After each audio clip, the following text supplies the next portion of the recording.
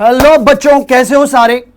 Indian economics के first 3 chapters हम कर चुके हैं एंड आई बिलीव इन मी कि आपको समझ आया होगा, राइट।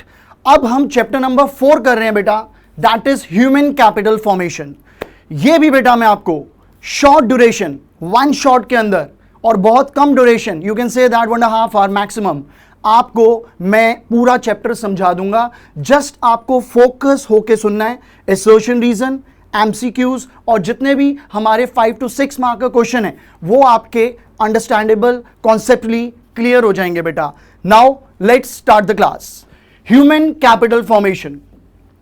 ह्यूमन कैपिटल फॉर्मेशन को समझाने से पहले मैं आप लोगों को 2 चीजें बताना चाहूंगा बेटा।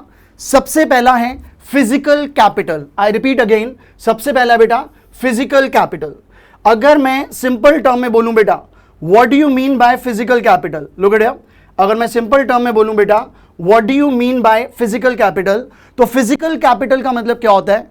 जैसे मैं आपसे कहता हूं बेटा, मेरी एक बिस्किट फैक्ट्री है, बिस्किट फैक्ट्री के अंदर बिल्डिंग का यूज हो रहा है, मशीन्स का यूज हो रहा है। बिस्किट जिस रॉ मटेरियल से बनते हैं, शुगर, मैदा, मतलब फ्लावर हो गया, आटा हो गया, इनसे बिस्किट बनते हैं। तो ये जितनी भी चीजें बिस्किट को बनाने में यूज हो रही हैं is known as to be a physical capital. तो फिजिकल कैपिटल क्या होता है, जो मेन गुड को बनाने में मदद करता है। It can be a fix assets, it can be a raw material, right बेटा। अब जरा ध्यान से सुनना, फिजिकल कैपिटल के लिए मैंने एक एग्जांपल लिया है। एक ऑटोमोबाइल कंपनी है, ऑटोमोबाइल कंपनी, गाड़ी की कंपनी है और उसकी वर्कशॉप है, फैक्ट्री के अंदर ये वर्कशॉप है। यहां पे उनकी क्लीनिंग वगैरह ये सारी चीजें हो रही हैं बेटा, गाड़ी बन रही हैं। तो ये जो सेटअप है, ये सारा का सारा सेटअप क्या है हमारा, फिजिकल कैपिटल। क्या है बेटा, फिजिकल कैपिटल। यहां पे जितने भी इक्विपमेंट्स पड़े हुए हैं ये गाड़ी को बनाने में मदद कर रहे हैं, ये सारे के सारे फिजिकल कैपिटल हैं। और मैंने आपसे क्या बोला था कि फिजिकल कैपिटल वो इनपुट्स होते हैं जो फर्दर प्रोडक्शन में काम आते हैं। क्या बोला बेटा, हमारे फिजिकल कैपिटल वो इनपुट्स होते हैं जो फर्दर प्रोडक्शन में काम आते हैं। जैसे मैं बिस्किट बना रहा हूं, तो बिस्किट को बनाने में रॉ मटेरियल के फॉर्म में हम क्या यूज कर रहे हैं, शुगर, फ्लावर, चॉकलेट, क्रीम, ये सारी की सारी चीजें यूज हो रही हैं। बिस्किट बनाने में मशीन भी यूज हो रही है, बिस्किट बनाने में जिस फैक्ट्री में बिस्किट बन रहा है वो भी यूज हो रहा है। तो ये सारे के सारे क्या हो गए बेटा, मेरे फिजिकल कैपिटल। आप अगर डेफिनेशन देखेंगे तो देखो क्या लिखा है बेटा, it includes all those inputs. इसमें बेटा वो सारे इनपुट्स आएंगे, इसमें बेटा वो सारे इनपुट्स आएंगे which are required for further production. Further production में जितने भी इनपुट्स यूज हो रहे हैं that is known as to be a physical capital. और फिजिकल कैपिटल का एग्जांपल क्या है, plant and machinery, factory building, raw material जो हम मेन गुड को बनाने में मदद करते हैं। यह है बेटा point number A. Point number B, point number B क्या है कि जो फिजिकल कैपिटल है is needed to make use of physical resource. इस बी पॉइंट का मतलब क्या है बेटा, लैंड फिजिकल रिसोर्स है। मैंने क्या बोला बेटा, लैंड फिजिकल रिसोर्स है। उस रिसोर्स पे मैंने फैक्ट्री बना दी, तो जो फैक्ट्री है, बिल्डिंग है, वो फिजिकल कैपिटल हो जाएगा। और फिजिकल रिसोर्स क्या होगा बेटा, लैंड। तो मैं कह रहा हूं जो फिजिकल कैपिटल होता है, जो फिजिकल कैपिटल होता है वो चाहिए होगा ताकि हम फिजिकल रिसोर्स को यूज कर सकें। अगर आप लैंड को यूज करना चाहते हो तो ऑफ कोर्स सी बात है आपको उस पे फैक्ट्री बनानी पड़ेगी। तो land will be a physical resource and factory will be physical capital. Got it? This is point number B. ठीक है बेटा। अब कोई भी बंदा फिजिकल कैपिटल खरीदना चाहता है या नहीं चाहता, ये ऑनर के कॉन्शियस डिसीजन पे डिपेंड करेगा। मतलब क्या है, मुझे भैया 50 लाख की मशीन खरीदनी है। अगर भैया 50 लाख की मशीन मुझे खरीदनी है तो ये मेरे कॉन्शियस डिसीजन पे डिपेंड करेगा कि मैं 50 लाख की इन्वेस्टमेंट करूं या ना करूं। तो कहने का मतलब क्या है, जो फिजिकल कैपिटल की ऑनरशिप है वो आउटकम होगा किसका, conscious decision of a owner. Owner कौन हुआ, कंपनी को जो ओन करता है वो ऑनर है। अगर आप फिजिकल कैपिटल खरीदना चाहते हो, ये डिपेंड करेगा ऑनर की, किसकी, कॉन्शियस डिसीजन पे कि whether he or she wants to buy that physical capital or not. Okay बच्चों, ये मैंने पहले 3 पॉइंट बता दिए। अब बेटा डी पॉइंट क्या है, जो फिजिकल कैपिटल है ना बेटा, वो इकोनॉमिक और टेक्निकल प्रोसेस है। फिजिकल कैपिटल क्या है? इकोनॉमिक और टेक्निकल प्रोसेस है। इकोनॉमिक क्यों है? मेरे बच्चों, जब भी आप कोई भी मशीन बाय करते हो तो ऑब्वियस सी बात है, क्यों बाय करोगे? ताकि उस मशीन से आप गुड्स प्रोड्यूस करो और आपको प्रॉफिट हो। तो ऑब्वियसली प्रॉफिट होंगे, तो वो क्या हो गया मेरे बच्चे? इकोनॉमिक। टेक्निकल कैसे है? अगर आप मशीन ले रहे हो तो आप एक टेक्नोलॉजी बाय कर रहे हो, अगर टेक्नोलॉजी बाय कर रहे हो तो वो टेक्निकल है। तो ये 4 पॉइंट्स मैंने आपको समझाए फिजिकल कैपिटल के। पहला पॉइंट कि फिजिकल कैपिटल वो इनपुट्स हैं जो फर्दर प्रोडक्शन में काम आते हैं, इसमें रॉ मटेरियल, फिक्स एसेट्स दोनों आते हैं। फिजिकल कैपिटल फिजिकल रिसोर्स को यूज करने के लिए होता है, जैसे लैंड एक फिजिकल रिसोर्स है, उस पे मैंने फैक्ट्री बनाई तो वो फिजिकल कैपिटल हो गया फैक्ट्री। तो फिजिकल रिसोर्स लैंड को अगर यूज करना है, we need a physical capital. Okay, फिर मैंने बताया कि भैया हम फिजिकल कैपिटल मशीन बिल्डिंग ले रहे हैं, ये किस पे डिपेंड करेगा? जो ओनर है कंपनी का, उसके कॉन्शियस डिसीजन पे कि वो ये इन्वेस्टमेंट करना चाहता है या नहीं। और जो फिजिकल कैपिटल है वो मेरे बच्चों इकोनॉमिक और टेक्निकल प्रोसेस दोनों हैं। इकोनॉमिक क्यों? मशीन खरीदोगे तो ऑब्वियसली उससे कमाओगे, तो ये इकोनॉमिक है। और टेक्निकल क्यों? मशीन खरीदोगे, टेक्नोलॉजी है, तो it is technical also. Okay, so this is a physical capital. Next है बेटा ह्यूमन कैपिटल। ह्यूमन कैपिटल क्या होता है? इसमें मैंने अपनी बहुत पुरानी एक इमेज डाली हुई है। और ह्यूमन कैपिटल का मतलब क्या होता है, जरा सुनना बेटा ध्यान से। मेरी स्किल्स, मेरी नॉलेज जो मेरे अंदर एम्बॉडिड है और मेरे से कोई वो जुदा नहीं कर सकता, मेरे से वो दूर नहीं कर सकता, that is known as to be a human capital. जैसे मेरे बच्चों, मैं आपसे बोलता हूं कि मैं एक ह्यूमन कैपिटल हूं। ह्यूमन कैपिटल का मतलब क्या है? मेरे अंदर इकोनॉमिक्स पढ़ाने की नॉलेज है, मेरे अंदर और भी बहुत सारी नॉलेज है। फ्लॉन्ट मार लेता हूं थोड़ा सा, मेरे अंदर क्या क्या नॉलेजेस है भाई। मैं गाना अच्छा गा लेता हूं, राइट, डांस भी अच्छा कर लेता हूं, ये मेरा एक ह्यूमन कैपिटल का फीचर है। मैं ह्यूमन कैपिटल हूं, इंसान हूं, मेरे अंदर ये क्वालिटी है। मैं भाई डांस अच्छा कर लेता हूं, मैं गाना अच्छा गा लेता हूं, और टीचर्स ट्रेनिंग प्रोग्राम्स होते हैं जो टीचर्स को ट्रेनिंग देनी होती है, वो भी मैं शायद थोड़ी सी अच्छी दे देता हूं। ये मैंने इमेजेस हैं, ये मैं फ्लॉन्ट मार रहा हूं तुम्हारे आगे, ठीक है? ओके, जरा ध्यान से। तो मैंने क्या कहा? मेरी स्किल्स, मेरी नॉलेज जो मेरे अंदर एम्बॉडिड है, एजुकेशन की नॉलेज या सिंगिंग की नॉलेज या टीचर ट्रेनिंग की नॉलेज, जो भी ये नॉलेज मेरे अंदर एम्बॉडिड है, जिसको कोई भी जुदा नहीं कर सकता, that is known as to be a human capital. बच्चा कहता है सर पढ़ाने की तो हम देख रहे हैं, ठीक है, अब डांस तो क्या ही करूंगा, सिंगिंग की भी बता दो सर, कैसे गाते हो, सुना दो एक आधी लाइन, सुना दूं? सुनो चलो। ओके, चांद तारे तोड़ लाऊं, सारी दुनिया पर मैं चाहूं, बस इतना सा ख्वाब है, बस इतना सा ख्वाब है, यार तू भी सुन जरा, आरज़ू मेरी है क्या, मैं क्या बन जाना चाहता हूँ, मैं कहाँ खराब हूँ, मैं तो लाजवाब हूँ, मैं ये मनवाना चाहता हूँ, सुन जरा इतनी सी है दुआ, मैं बन जाऊँ सबसे बड़ा। गला बैठा हुआ है क्योंकि क्लासेस बहुत ले रहा हूँ, फिर भी मैंने ट्राई किया। तो ये जो मैं अपनी स्किल तुम्हें दिखा रहा हूं, that is known as to be a human capital. तो मेरे बच्चों, ह्यूमन कैपिटल क्या होता है? मेरी स्किल्स, मेरी नॉलेज जो मेरे अंदर एम्बॉडिड है, जो इतने सालों में मैंने सीखी है, that is known as to be a human capital. आप जितने भी स्टूडेंट्स बैठे हो या मुझे सुन रहे हो, आप ह्यूमन रिसोर्स हो। कौन हो आप ह्यूमन रिसोर्स हो। एक अच्छा ह्यूमन कैपिटल, पीडब्ल्यू की जितनी भी टीम है, जितने भी टीचर्स हैं, वो सारे अच्छे ह्यूमन कैपिटल हैं। क्या हैं? सारे अच्छे ह्यूमन कैपिटल हैं। और अच्छे ह्यूमन कैपिटल ह्यूमन रिसोर्स को अच्छा ह्यूमन कैपिटल बना सकते हैं। अगर हम पीडब्ल्यू की टीम के जितने भी टीचर्स हैं, अगर अच्छा पढ़ाएंगे आपको, तो आप भी फ्यूचर में चार्टर्ड अकाउंटेंट बनोगे, राइट? आप कुछ भी बन सकते हो लाइफ में पढ़ने के बाद। जो आप अच्छे बनोगे तो आप क्या बन जाओगे फ्यूचर में? Human capital. तो बेटा, एक अच्छा ह्यूमन कैपिटल ह्यूमन रिसोर्स को अच्छा ह्यूमन कैपिटल फ्यूचर में बना सकता है। मैं एक ह्यूमन कैपिटल हूं, आप सभी प्यारे से बच्चे ह्यूमन रिसोर्स हैं। अगर हम सब टीचर्स आपको अच्छा पढ़ाएंगे, आप पढ़ेंगे लिखेंगे, ऑब्वियसली उसके बाद जॉब करेंगे, जॉब करने के बाद आप क्या बन जाएंगे बेटा? Human capital. तो अगर हमारे देश में अच्छे ह्यूमन कैपिटल हैं, टीचर्स ह्यूमन कैपिटल हैं, तो ह्यूमन कैपिटल जो होता है वो ह्यूमन रिसोर्स स्टूडेंट्स को अच्छा ह्यूमन कैपिटल बना सकता है। इसलिए हमारे देश में ह्यूमन कैपिटल के ऊपर फोकस करना चाहिए, एजुकेशन पे फोकस करना चाहिए। तो मेरे बच्चों, मैं दोबारा बोलता हूं, ह्यूमन कैपिटल क्या होता है? मेरी स्किल्स, मेरी नॉलेज जो मेरे अंदर एम्बॉडेड है और मेरे से वो कोई नहीं छीन सकता, राइट? कोई भी नहीं छीन सकता, ओके? तो that is known as to be a human capital, और ये इंटरनल इन नेचर होती है, ओके? जरा डेफिनेशन देखेंगे मेरे प्यारे से बच्चों।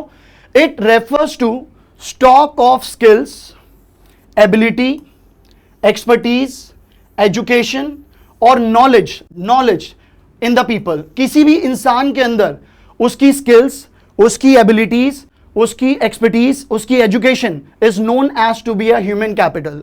ह्यूमन कैपिटल अच्छा होना जरूरी है फिजिकल कैपिटल को यूज करने के लिए। फिजिकल कैपिटल क्या होता है बेटा? मशीन। फिजिकल कैपिटल क्या है बेटा? मशीन। मशीन को यूज कौन करेगा? अच्छा ह्यूमन कैपिटल लेबर यूज करेगा। अगर लेबर ट्रेंड होगा, पढ़ा लिखा होगा, तो मशीन को अच्छे से यूज कर पाएगा। तो मैं कह सकता हूं बेटा कि जो ह्यूमन कैपिटल है, it is needed to make effective use of physical capital. Machine को अच्छा यूज करने के लिए जो लेबर है वो ट्रेंड होना चाहिए। तो we can say that physical capital को अगर आप अच्छे से यूज करना चाहते हो तो आपको अच्छा ह्यूमन कैपिटल, ट्रेंड बंदा चाहिए। बोलो बेटा। फिर मैंने आप क्या कहा था? मैंने कहा था हमारे देश में ह्यूमन कैपिटल पे फोकस होना चाहिए, क्योंकि अगर हमारे देश में एजुकेशन पे, हेल्थ पे इन्वेस्टमेंट होगी, अगर हमारे देश में इन्वेस्टमेंट हो रही है ह्यूमन कैपिटल पे, राइट, एजुकेशन पे, हेल्थ पे इन्वेस्टमेंट हो रही है। क्यों इन्वेस्टमेंट होगी? इसलिए इन्वेस्टमेंट होगी क्योंकि हमें क्या करना है? एक अच्छा ह्यूमन कैपिटल क्या करता है? ह्यूमन रिसोर्स को ह्यूमन कैपिटल बनाता है। मतलब मैं ह्यूमन कैपिटल हूं, आप बच्चे ह्यूमन रिसोर्स हो। अगर मैं आपको अच्छा पढ़ाऊंगा तो आप फ्यूचर में अच्छे ह्यूमन कैपिटल बनोगे, राइट? देखो, there is a need for investment in human capital to produce more human capital. हम इन्वेस्टमेंट करें ह्यूमन कैपिटल के ऊपर, एजुकेशन पे लोगों की खर्चा करें, ताकि जो मैंने अपनी एजुकेशन पे खर्चा किया, तो मैंने इन्वेस्टमेंट करी अपनी एजुकेशन पे, अपने ऊपर, अब मेरी इन्वेस्टमेंट से मैं कमा भी रहा हूं और मैं लोगों का भला भी कर रहा हूं। तो ह्यूमन कैपिटल फॉर्मेशन हमेशा सोशल वेलफेयर और पर्सनल वेलफेयर दोनों करता है। पर्सनल वेलफेयर क्यों? क्योंकि मैं पैसे कमा रहा हूं। सोशल वेलफेयर क्यों? आप बच्चों को अच्छा पढ़ा के, चाहे आपने फीस दी है फिर भी आप बच्चों को अच्छा पढ़ा के मैं अच्छा ह्यूमन कैपिटल बना रहा हूं, तो मैं एक सोशल वेलबींग भी कर रहा हूं। तो कहा जा रहा है कि भैया there should need in investment in human capital. Human capital में गवर्नमेंट हमारे देश की एजुकेशन सिस्टम में इन्वेस्टमेंट करे, ताकि वो ह्यूमन कैपिटल, ह्यूमन रिसोर्स को अच्छा ह्यूमन कैपिटल फ्यूचर में बना सके। 5 ईयर प्लान्स आपने चैप्टर नंबर 2 में पढ़े होंगे बेटा। 5 ईयर प्लान्स के अंदर जो हमारा 7th 5 ईयर प्लान है, कौन सा प्लान बेटा? जो हमारा 7th 5 ईयर प्लान है, 7th 5 ईयर प्लान के ऊपर ह्यूमन कैपिटल फॉर्मेशन पे गवर्नमेंट ऑफ इंडिया ने बहुत फोकस किया था। तो फोकस कब आया था ह्यूमन कैपिटल फॉर्मेशन का? 7th 5 ईयर प्लान में। तो मेरे बच्चों, मैंने आप लोगों को फिजिकल कैपिटल बताया, मैंने आप लोगों को ह्यूमन कैपिटल बताया, राइट? अब मैं एक आपको इसका डिफरेंस भी बताना चाहता हूं, जरा ध्यान से सुनो। मैंने कहा ह्यूमन कैपिटल फिजिकल कैपिटल के बीच का डिफरेंस है। लेट इट सपोज एक बंदा है, उसने अपने धंधे में इन्वेस्टमेंट करनी है, तो उसने अपने धंधे में 1,70,00,000 रुपए की इन्वेस्टमेंट करनी है। ठीक है बेटा? 1,70,00,000 में उसने एक बिल्डिंग खरीदी, वो बिल्डिंग 1 करोड़ रुपए की थी। उसने मशीनरी खरीदी, ये इक्विपमेंट से मशीन्स हैं, वो 50 लाख रुपए की थी। और उसने एम्प्लॉय ट्रेनिंग प्रोग्राम चलाया। एम्प्लॉय ट्रेनिंग प्रोग्राम पे उसने 20 लाख रुपए लगाए। कितने लगाए बेटा? 20 लाख रुपए। मैं यहां पे आपको क्या समझाना चाहता हूं कि ह्यूमन कैपिटल फिजिकल कैपिटल के बीच का डिफरेंस क्या है, राइट? तो मैंने कहा एक बंदा है, उसने अपना एक धंधा शुरू किया, बिजनेस शुरू किया। अब भैया उसने अपने बिजनेस में 1,70,00,000 रुपए लगाए। 1,70,00,000 का जो उसका कैपिटल है, उसमें से उसने 1 करोड़ की बिंदास होकर बिल्डिंग खरीदी, मस्त सी। फिर उसने मशीन के ऊपर 50 लाख रुपए लगाए। फिर उसने क्या किया बेटा? एम्प्लॉय की ट्रेनिंग करी, जिसमें उसने 20 लाख रुपए खर्च करे। अब इन तीनों एग्जाम्पल में से मेरा फिजिकल कैपिटल कितना है बेटा? फिजिकल कैपिटल है 1.5 करोड़। 1 करोड़ की बिल्डिंग और 50 लाख की मशीनरी, 1.5 करोड़। और ह्यूमन कैपिटल क्या है, जो टीचर, जो इंप्लॉय ट्रेनिंग के ऊपर पैसा खर्च हो रहा है 20 लाख रुपए, ये मेरा क्या है बेटा, ह्यूमन कैपिटल। इस छोटे से एग्जांपल में मैंने आपको ह्यूमन कैपिटल, फिजिकल कैपिटल के बीच का डिफरेंस बता दिया। देखो, एक बंदा है, उसने बिजनेस शुरू करा है 1.7 करोड़, 1 करोड़ 70 लाख का, ठीक है, उसने पैसा इन्वेस्ट किया है और उसमें से 1.5 करोड़ रुपए वो लगा रहा है किसके ऊपर बेटा, फिजिकल कैपिटल पे, और 20 लाख रुपए वो लगा रहा है किस पे, ह्यूमन कैपिटल पे। क्यों? क्योंकि इंप्लॉय को ट्रेनिंग देना, उसकी स्किल्स को इंप्रूव करना is known as to be a human capital. तो ये छोटा सा एग्जांपल है बेटा, जिसमें मैंने आपको ह्यूमन कैपिटल और फिजिकल कैपिटल के बीच का डिफरेंस समझाया है। अब बेटा एक चीज समझना, मैंने आपको क्या समझाया था, मैंने आपको बोला था कि लैंड एक फिजिकल रिसोर्स है, उस लैंड पे मैंने फैक्ट्री बना ली बेटा, तो वो क्या हो जाएगा, फिजिकल कैपिटल। आप बच्चे क्या हो, ह्यूमन रिसोर्स हो। अगर आप अच्छे टीचर से पढ़ोगे, टीचर क्या है बताओ, टीचर क्या है, टीचर एक ह्यूमन कैपिटल है, क्योंकि टीचर ने बहुत मेहनत करी है, बहुत ट्रेनिंग ली है, बहुत डिग्रीज ली है, तो जाके वो इस प्लेटफॉर्म पे पहुंचा है और इस प्लेटफॉर्म पे आप सब बच्चों को पढ़ा रहे हैं। तो ऑब्वियसली मैं अपनी बात करूं तो मैं एक ह्यूमन कैपिटल हूं, मैं ह्यूमन कैपिटल, आप ह्यूमन रिसोर्स को अच्छा पढ़ा के फ्यूचर में आपको भी अच्छा ह्यूमन कैपिटल बनाऊंगा। क्योंकि फ्यूचर में आप क्या बनेंगे बेटा, ऑब्वियसली डॉक्टर इंजीनियर तो बोल नहीं सकता, कॉमर्स स्ट्रीम के हो, राइट। मैं क्या बोलूंगा, चार्टर्ड अकाउंटेंट बनोगे, अकाउंटेंट बनोगे, CS करोगे, कुछ भी करोगे, तो आप अच्छे क्या बन जाओगे बेटा, ह्यूमन कैपिटल। तो एक human capital human resource student को अच्छा पढ़ा के फ्यूचर में ह्यूमन कैपिटल बना सकता है। तो यही बात लिखी है, a country can turn physical resource land, a country can turn physical resource land into physical capital factories. Similarly human resource कौन है, लाइक स्टूडेंट्स, बताया ना, लाइक स्टूडेंट, तुम ह्यूमन रिसोर्स हो, human resource like student into human capital. कैसे बनेंगे human capital, वो पढ़ेंगे लिखेंगे, इंजीनियर बनेंगे, डॉक्टर्स बनेंगे, चार्टर्ड अकाउंटेंट बनेंगे, CS बनेंगे, तो वो ऑब्वियसली वो ह्यूमन रिसोर्स किस में कन्वर्ट हो जाएगा, ह्यूमन कैपिटल में। क्लियर है बेटा, पक्का। तो ये बेसिकली हमारा फिजिकल कैपिटल और ह्यूमन कैपिटल के बीच का डिफरेंस है, एंड आई बिलीव यू कि आपको समझ आ गया होगा। अब एक चीज और, जो बेटा ह्यूमन कैपिटल है वो प्राइवेट बेनिफिट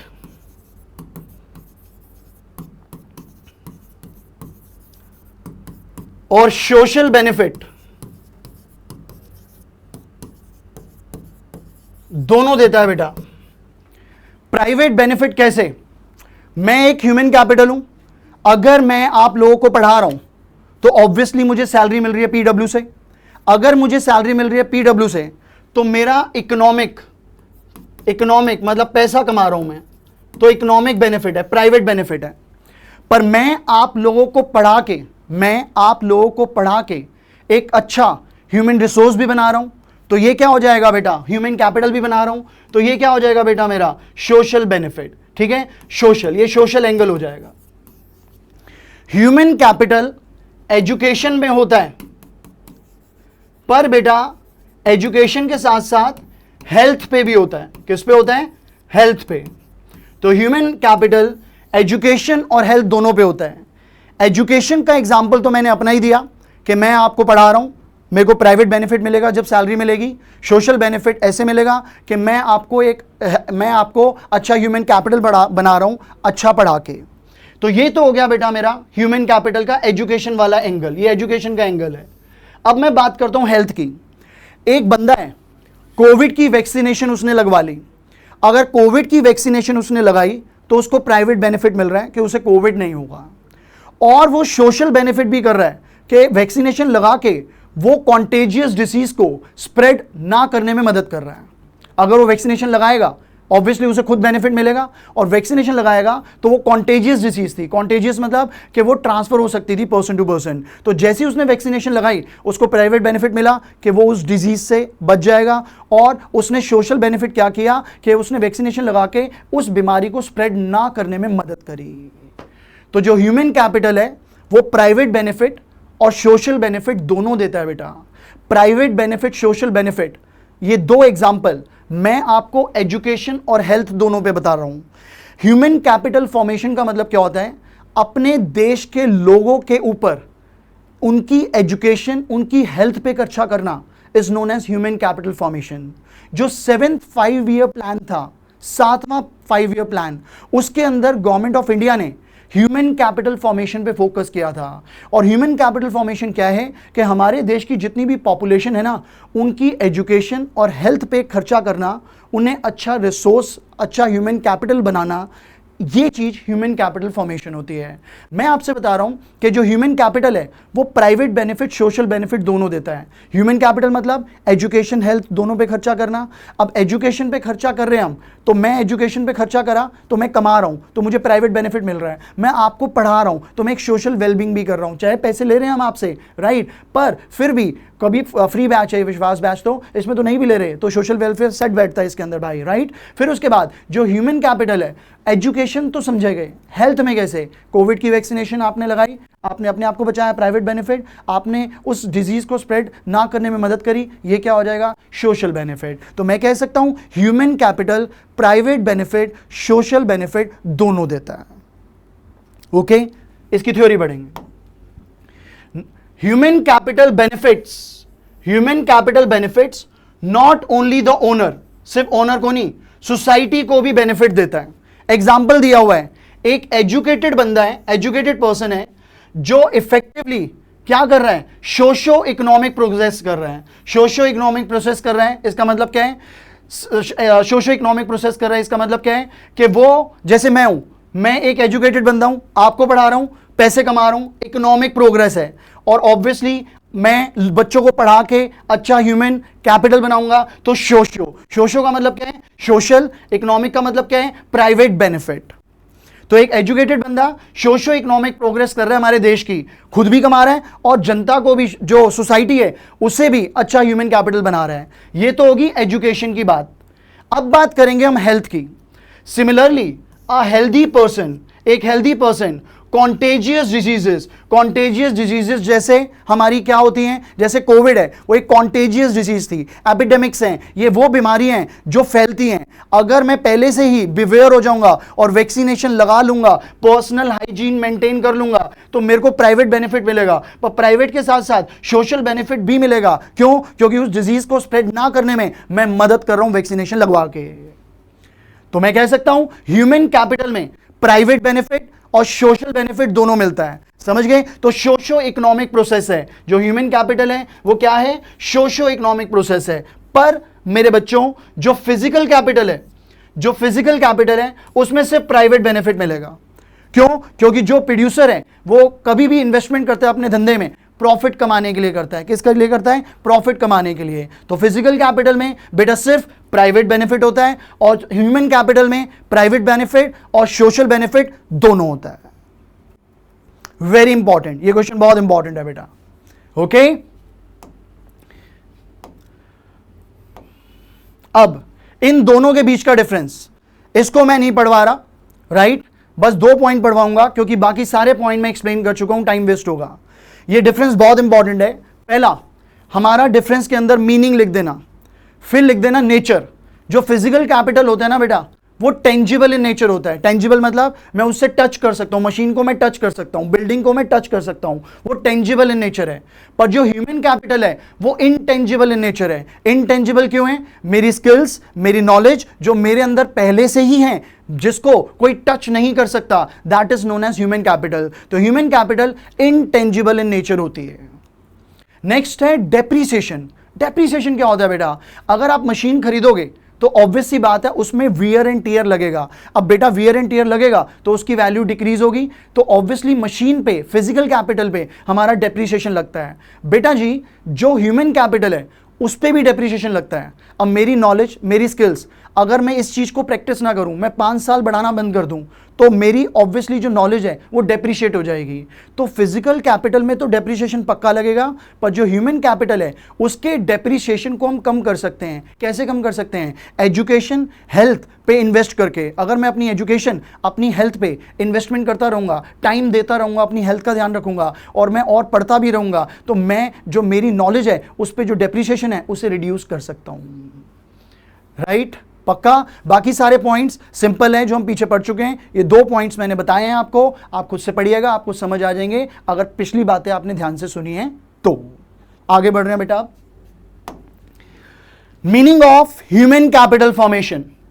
अब इसमें एक वर्ड और ऐड हो गया, फॉर्मेशन। मुझे मीनिंग बताना है ह्यूमन कैपिटल फॉर्मेशन का बेटा। ह्यूमन कैपिटल फॉर्मेशन का मतलब क्या है? अपने देश की जो पॉपुलेशन है, अपने देश की जो पॉपुलेशन है उनकी एजुकेशन, उनकी हेल्थ पे खर्चा करना is known as to be a human capital formation. I repeat again, human capital formation क्या होता है? हमारे देश के जो सिटीजन्स हैं, हमारे देश की जो पॉपुलेशन है, उनकी हेल्थ और एजुकेशन के ऊपर एक्सपेंडिचर करेगी अगर government, that is known as to be a human capital formation. और ह्यूमन कैपिटल फॉर्मेशन एजुकेशन और हेल्थ दोनों पे होता है। देखो, human capital formation refers to a process. बेटा, ह्यूमन कैपिटल फॉर्मेशन एक ऐसा प्रोसेस है जिसके अंदर हम क्या कर रहे हैं? एडिशन कर रहे हैं। एडिशन कर रहे हैं मतलब ऐड कर रहे हैं। किस चीज को ऐड कर रहे हैं? स्किल और कैपेबल लोगों को ऐड कर रहे हैं अपने देश के अंदर। स्किल और कैपेबल लोग कैसे ऐड होंगे अपने देश में? जब हम उन्हें पढ़ाएंगे, लिखाएंगे, ट्रेनिंग देंगे, ऑब्वियसली वो स्किल हो जाएंगे, तो हमारा ऑब्वियसली कंट्री के अंदर स्किल और कैपेबल लोग बढ़ जाएंगे। In other word, development of abilities, जितने सिटीजन्स हैं उनकी एबिलिटीज, उनकी स्किल्स को इंक्रीज करना is a human capital formation. देखो क्या लिखा है, in other words human capital formation refers to development of abilities and skill. किसकी स्किल बढ़ानी है? जो हमारे देश की पॉपुलेशन है उनकी स्किल्स बढ़ानी है, that is human capital formation. ठीक है बेटा, और ये कैसे आती है? ये प्रोसेस जो है ये कैसे होगा? ये आएगा लोगों को स्किल, एजुकेशन और एक्सपीरियंस सर्विसेज देके। बोलो बेटा, it is a process of acquiring and increasing number of person, skill बंदों को बढ़ाना। कैसे बढ़ाएंगे स्किल बंदों को? जिन बंदों के पास ऑलरेडी स्किल्स है उनसे ट्रेनिंग दिलवा के, जैसे मैं हूं, मेरे पास ऑलरेडी स्किल्स है बेटा, और पीडब्ल्यू में जितने भी टीचर्स हैं सबके पास स्किल्स है, उनकी स्किल से हम आप लोगों को पढ़ा रहे हैं, तो जिससे क्या होगा? जो टोटल पॉपुलेशन है वो स्किलफुल हो जाएगी, डेवलप हो जाएगी। तो अगर हम अपने देश के ऊपर एजुकेशन और हेल्थ पे खर्चा कर रहे हैं तो that is human capital formation. PW, I repeat again, PW, proud of you and me. You क्यों? क्योंकि आप पीडब्ल्यू से पढ़ रहे हो। मी क्यों? कि मुझे ऐसा प्लेटफॉर्म मिला कि मैं आप सबको पढ़ा पा रहा हूं बेटा। पीडब्ल्यू के लिए आई फील प्राउड। वाई? क्योंकि जो बच्चे अफोर्ड भी नहीं कर सकते थे उनके पास भी क्वालिटी एजुकेशन पहुंच रही है। और ये बहुत बड़ा बेंचमार्क पांडे जी ने दिया है, और ये बेंचमार्क इतना बड़ा है और इतना वाइड है, मैं आपको बता नहीं सकता। I respect Alak Pandey ji a lot. Why? Because उन्होंने इतना बढ़िया स्टैंडर्ड फिक्स किया है और बहुत से बच्चे जो अफोर्डेबिलिटी में नहीं जाते थे वो भी अफोर्ड कर पा रहे हैं क्वालिटी एजुकेशन। समझ रहे हो? तो मैं कह सकता हूं जो हमारी कंपनी है पीडब्ल्यू, ठीक है, पीडब्ल्यू कंपनी जो है उसने हमारे देश के ह्यूमन कैपिटल फॉर्मेशन को बढ़ाने में बहुत मदद करी है, and you all have to support us for the same. Thank you Alak sir. अब बेटा एक एग्जांपल सुनो जरा ध्यान से।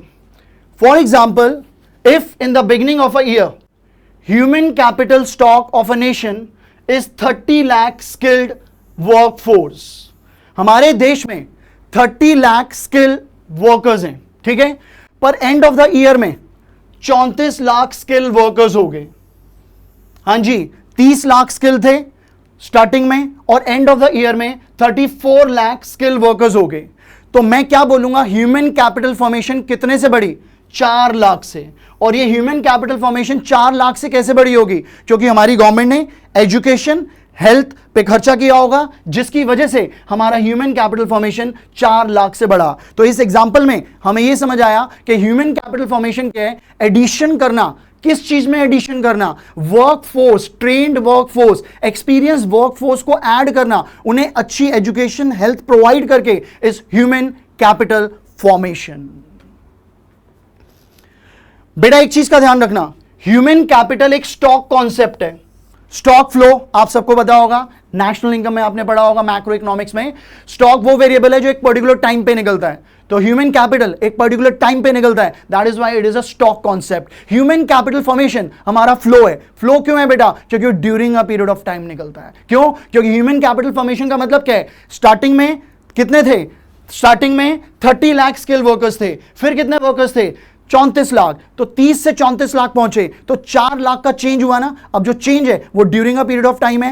ह्यूमन कैपिटल फॉर्मेशन इसलिए फ्लो होता है। मैंने कहा ह्यूमन कैपिटल स्टॉक है क्योंकि पर्टिकुलर टाइम पे निकल रहा है, ह्यूमन कैपिटल फॉर्मेशन फ्लो है क्योंकि during a period of time निकल रहा है। ह्यूमन कैपिटल फॉर्मेशन फ्लो क्यों है? क्योंकि मेरे बच्चों, बड़ी सिंपल सी बात है कि हम गवर्नमेंट जो है इन्वेस्टमेंट कर रही है एजुकेशन पे, हेल्थ पे, और बच्चे जो हैं वो अच्छा ह्यूमन कैपिटल बन रहे हैं, तो ऑब्वियसली ड्यूरिंग अ पीरियड होगा ना, बच्चे पढ़ेंगे, लिखेंगे, ट्रेंड होंगे, अच्छा ह्यूमन कैपिटल बनेंगे, ये during a period of time होगा, इसलिए human capital formation is flow.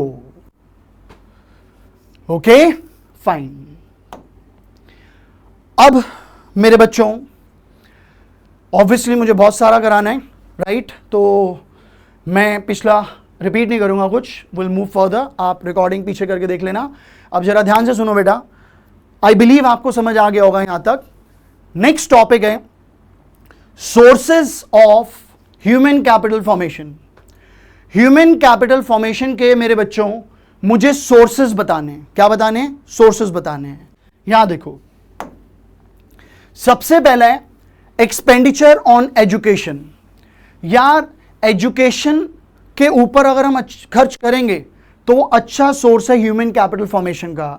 हमारे देश की पॉपुलेशन एजुकेशन पे खर्चा करेगी, गवर्नमेंट भी उन्हें सपोर्ट करेंगे, तो ऑब्वियसली जो बच्चे हैं वो ह्यूमन रिसोर्स हैं, वो पढ़ेंगे, लिखेंगे, ऑब्वियसली अच्छे ह्यूमन कैपिटल बनेंगे, तो हमारा क्या होगा? देश में ह्यूमन कैपिटल फॉर्मेशन बढ़ेगा।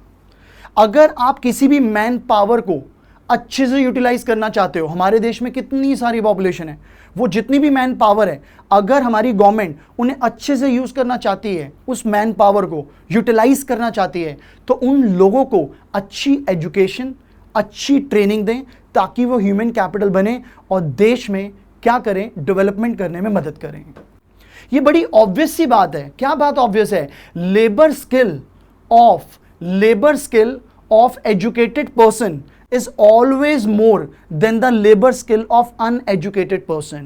जो पढ़ा लिखा आदमी होगा उसकी स्किल्स ज्यादा अच्छी होंगी एज कंपेयर टू जो बंदा पढ़ा लिखा नहीं है।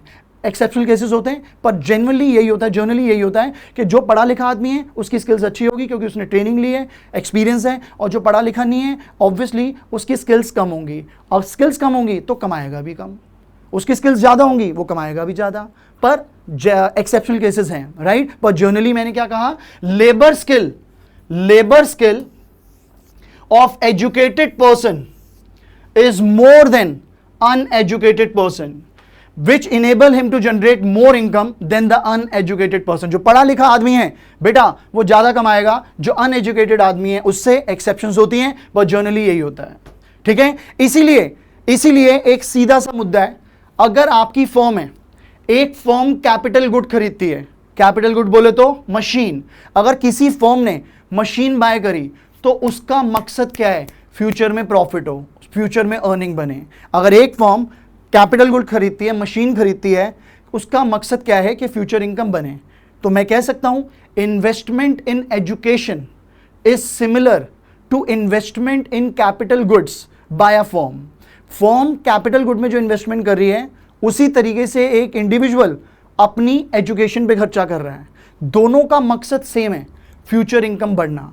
फर्म ने मशीन खरीदी ताकि गुड प्रोड्यूस करके आगे कमाए, एक इंडिविजुअल ने अपनी एजुकेशन पे इन्वेस्टमेंट करी ताकि पढ़ लिख के वो भी कमाए। तो we can say that investment in education is similar to investment in capital goods by a firm, क्योंकि दोनों का मोटिव क्या है? फ्यूचर इनकम बढ़ना।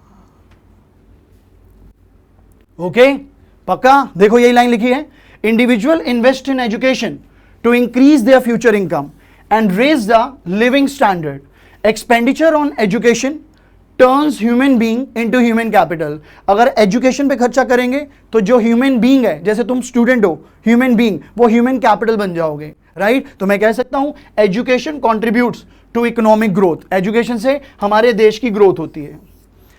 एजुकेशन से हमारे देश की ग्रोथ क्यों होगी?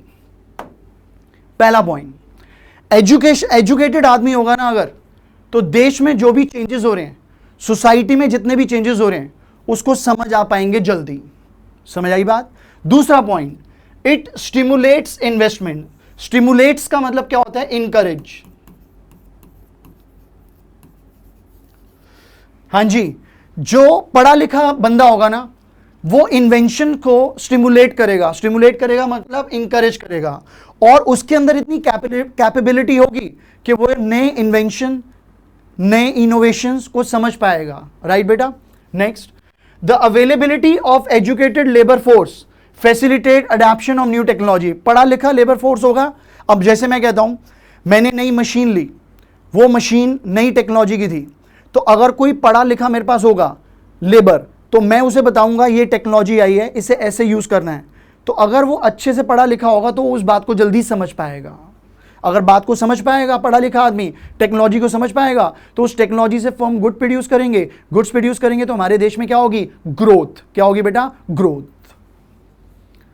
नेक्स्ट बेटा, education confers higher income earning to people which gives them better social standing and pride. अगर मैं पढ़ लिख गया, मैं चार्टर्ड अकाउंटेंट बन गया, मैं सीएस बन गया, अगर मैं पढ़ लिख गया तो मेरी अर्निंग बढ़ेगी, और अगर आपकी अर्निंग बढ़ेगी तो आपको एक सोशल स्टैंडिंग मिलेगी कि यार ये पढ़ा लिखा आदमी है, कमा अच्छा रहे. तो सोशल स्टैंडिंग समझ रहे हो? लोग तुम्हें जानेंगे कि ये पढ़ा लिखा आदमी है, ठीक है, पैसे अच्छे कमा रहा है. Social standing. और आपके लिए भी एक प्राइड की बात होगी कि मैं पढ़ा लिखा हूं और मैं इतना कमा रहा हूं. तो आपको अगर ये क्वेश्चन आएगा कि education contributes to economic growth, education से हमारे देश में इकोनॉमिक ग्रोथ क्यों होती है, तो बेटा उसके ये 4 पॉइंट्स मैंने दिए हैं, और ये एनसीईआरटी का बैक क्वेश्चन है, प्लीज इसको कर लेना. नेक्स्ट है बेटा, एक्सपेंडिचर ऑन हेल्थ.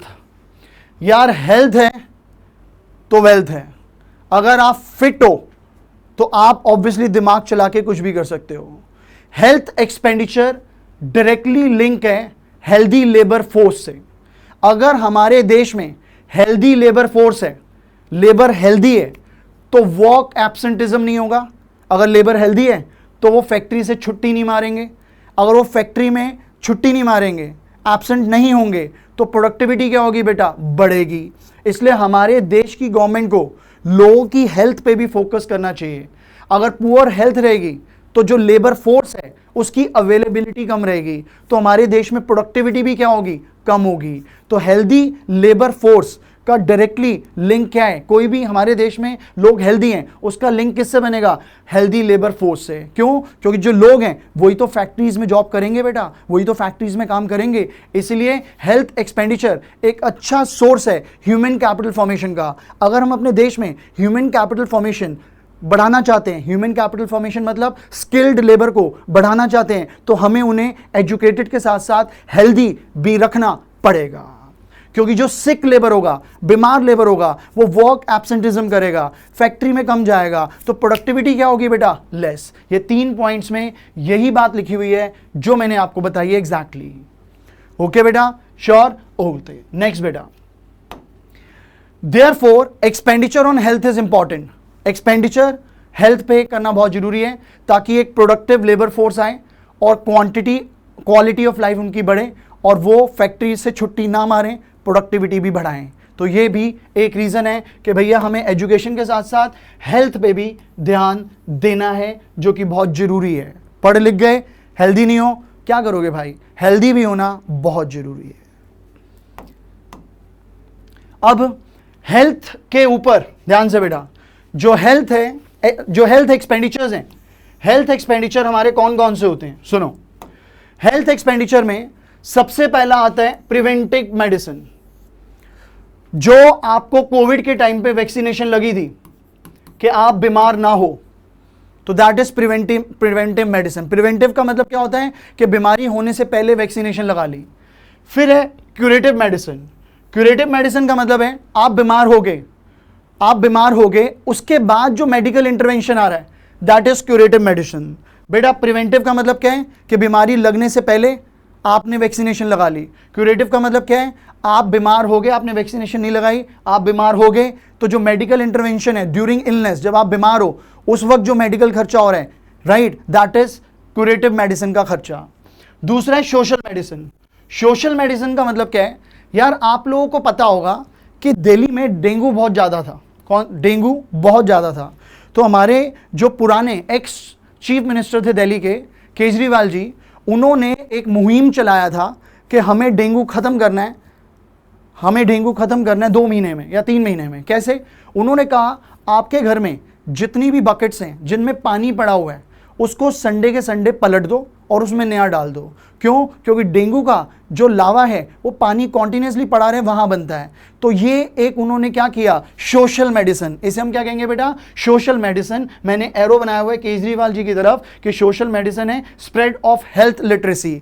आप हेल्थ के लिए अवेयर कर रहे हो लोगों को, राइट, उस पर खर्चा। अब ये तो इन्होंने अपने घर पे किया, उसके अलावा एडवर्टीजमेंट भी बहुत करी थी, राइट, मेन रोड्स पे बहुत एडवर्टीजमेंट थी कि डेंगू के केसेस इतने कम हो गए। उन्होंने क्योंकि ये चीज़ करी, राइट, बेटर भी थी ये चीज़, ऐसा नहीं कहूँगा बेटर नहीं थी, पर इसके ऊपर जो खर्चा हुआ एडवर्टीजमेंट पे या सारी चीज़ों पे, that is a social medicine. हम क्या कर रहे हैं? हेल्थ लिटरेसी फैला रहे हैं, राइट बेटा, जिससे लोग अवेयर हो रहे हैं।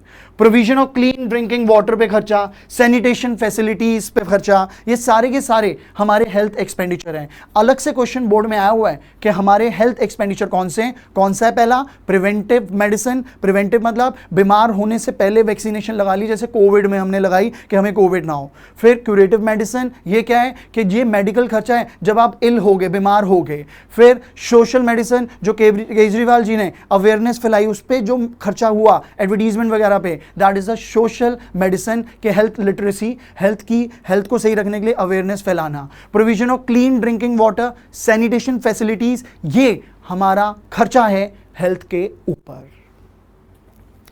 नेक्स्ट है बेटा हमारा तीसरा पॉइंट। पहला क्या था बेटा? एजुकेशन। दूसरा क्या था? हेल्थ। तीसरा क्या है? On the job training. बहुत सी फर्म्स जो होती है ना, अपने एम्प्लॉयज को ट्रेनिंग देती हैं बिफोर स्टार्टिंग द वर्क। अब जब ट्रेनिंग है उस पर कुछ ना कुछ तो पैसा लगेगा। अब पैसा लगेगा तो ऑब्वियसली ट्रेनिंग की कॉस्ट भी होगी कुछ ना कुछ। तो कंपनी क्या करती है, अगर एक कंपनी में 10 एम्प्लॉयज हैं और कंपनी ने बोला कि मैं आपको ट्रेनिंग दे रही हूं, ट्रेनिंग देने भेज रही हूं जापान में, राइट, 2 महीने की ट्रेनिंग है आपकी, वो ट्रेनिंग के अंदर आपको 2 महीने ट्रेनिंग करनी है वहाँ पे, फिर आपको वापस आना है और वापस आके प्रोडक्टिविटी बढ़ानी है।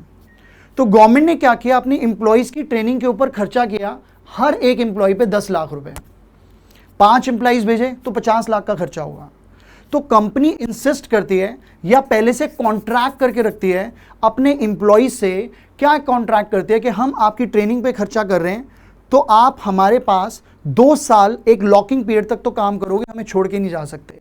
ये ना हमने ट्रेनिंग दी, अगले जैसी ट्रेनिंग लेके आए रिजाइन दे दिया कि चलो जी जय माता दी, हम कहीं और जा रहे हैं, हम ट्रेंड हो गए हैं, हमें सैलरी दूसरी जगह ज़्यादा मिल रही है, चलो जी खत्म। कंपनी पागल नहीं है। कंपनी वर्ड लिखा हुआ है एनसीईआरटी में इंसिस्ट करती है, पर इंसिस्ट नहीं, एग्रीमेंट कराती है प्रॉपर कि मैं आपकी ट्रेनिंग पे खर्चा कर रही हूँ, राइट। कंपनी कहती है मैं आप लोगों की ट्रेनिंग पे खर्चा कर रही हूँ, तो आप वापस आके प्रोडक्टिविटी को इंक्रीज करोगे और एक लॉकिंग पीरियड तक हमारे पास काम करोगे। समझ लो मेरी बात। तो जो हमारा ऑन द जॉब ट्रेनिंग है, सुनना, हम पढ़ रहे हैं सोर्सेज ऑफ ह्यूमन कैपिटल। क्या पढ़ रहे हैं हम? Sources of human capital. तो बेटा जी ऑन द जॉब ट्रेनिंग एक अच्छा सोर्स होगा ह्यूमन कैपिटल का। कब होगा? अगर ट्रेनिंग दे रहे हैं हम एम्प्लॉयज़ को, वो अच्छा सोर्स कब होगा? जब जिन बंदों को हमने ट्रेनिंग दी है उन ट्रेनिंग पे जो खर्चा हो रहा है वो कम है, और ट्रेनिंग करके आके जब वो गुड्स प्रोड्यूस कर रहे हैं उससे जो रेवेन्यू आ रहा है वो ज़्यादा है। अगर मेरे से कोई बोले ऑन द जॉब ट्रेनिंग क्या अच्छा सोर्स है ह्यूमन कैपिटल फॉर्मेशन का, तो मैं बोलूँगा ऑन द जॉब ट्रेनिंग तब अच्छा सोर्स होगा ह्यूमन कैपिटल फॉर्मेशन का जब जिन बंदों को हमने ट्रेनिंग दी है उनके ऊपर जो खर्चा हुआ है वो कम है, और ट्रेनिंग देके जब वापस आके उन्होंने प्रोडक्टिविटी बढ़ाई है और उससे जो कंपनी का रेवेन्यू बढ़ा है वो ज़्यादा है, तभी वो अच्छा source of human capital formation होगा। थ्योरी बढ़ते हैं। Many firms provide on the job training to their workers. It increases skill and efficiency of the workers. बोलो बेटा।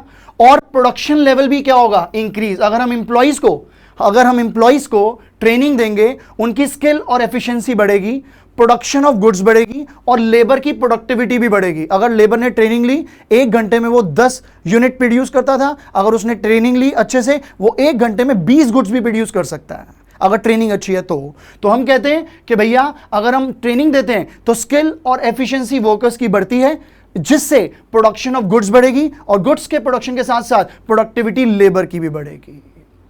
अगर हम ट्रेनिंग देंगे एम्प्लॉइज को, तो जो नई टेक्नोलॉजी कंपनी में आ रही है, उस पे मैं कहता हूं एक मशीन आई, वो नई टेक्नोलॉजी है, तो उस मशीन पे लेबर को काम कराने से पहले उनको हमने ट्रेनिंग दी कि इस पे काम कैसे होगा। ऐसी ट्रेनिंग इनेबल्स मतलब अलाउ करेगी एम्प्लॉइज को कि वो न्यूअर चेंजेस को अडेप्ट कर पाए। अडेप्ट मतलब कि भैया अगर ये चेंजेस आए उनको समझ पाए। ट्रेनिंग देके हम उन्हें समझा पाते हैं। Okay. On the job training may take place different forms. On the job training कैसे होगी बेटा? वर्कर को within a firm train किया, या वर्कर को कहीं ऑफ कैंपस भेज दिया, फैक्ट्री से बाहर भेज दिया कि वहां जाके ट्रेनिंग लो यार। तो ट्रेनिंग या तो ऑन द जॉब मतलब फैक्ट्री के अंदर होगी, या फिर अवे भी हो सकती है। अब ये देखो, after on the job training, अब ट्रेनिंग मिल गई वर्कर को, अब ट्रेनिंग मिल गई तो फर्म इंसिस्ट करती है, एनसीईआरटी में इंसिस्ट कर लिखा हुआ है, पर मैं बोलूंगा ठोक के साइन करा दिया, भाई ट्रेनिंग दे रहे हैं, छोड़ के नहीं जाओगे 2 साल तक, बैंड बजा देंगे वरना, लाइक दैट। पर ठीक है, शराफत से चलते हैं। फर्म क्या करती है? इंसिस्ट करती है वर्कर को कि एक स्पेसिफिक पीरियड ऑफ टाइम तक आपको हमारे पास काम करना है, ताकि जो हमने आपकी ट्रेनिंग पे पैसा लगाया हम वो रिकवर कर पाए। इंसिस्ट प्यार मोहब्बत से नहीं, एग्रीमेंट के साथ होता है। ओके।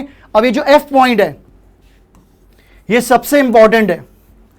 एफ पॉइंट क्या लिखा है? On the job training is a source of human capital formation. On the job training अच्छा सोर्स होगा ह्यूमन कैपिटल फॉर्मेशन का। अगर ट्रेनिंग देके जो इंप्लॉइज ने प्रोडक्टिविटी बढ़ाई है, उससे जो कंपनी को रेवेन्यू मिला है वो ज्यादा है, और जो फर्म की ट्रेनिंग पे कॉस्ट लगी है वो कम है। एक फर्म के लिए ट्रेनिंग देना अच्छा सोर्स ऑफ ह्यूमन कैपिटल कब होगी?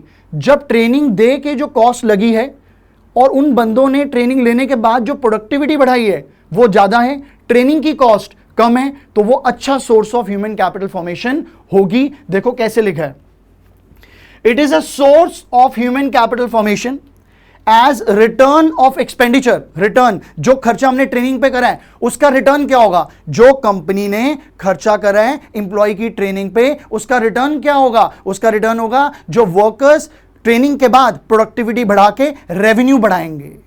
देखो, it is a source of human capital formation as return of expenditure on such training, return on expenditure on such training in the form of enhanced labor productivity। Labour की जो productivity है वो ज्यादा है और कॉस्ट जो है training की वो कम है। प्रोडक्टिविटी ज्यादा है, कॉस्ट कम है, तो ये अच्छा सोर्स है ह्यूमन कैपिटल फॉर्मेशन का on the job training. Training देना किसी भी इंप्लॉय को अच्छा तब होगा जब ट्रेनिंग देने के बाद वो इंप्लॉय रिटर्न प्रोडक्टिविटी के फॉर्म में ज्यादा दे और उसकी ट्रेनिंग की कॉस्ट कम हो। समझे बेटा? अब एक एसर्शन रीजन है इसका। देखो, एसर्शन रीजन है, ये बहुत इंपॉर्टेंट क्वेश्चन है, देखना। On the job training is a good source of human capital formation. अभी मैंने बताया कि on the job training good source of human capital formation कब होगा?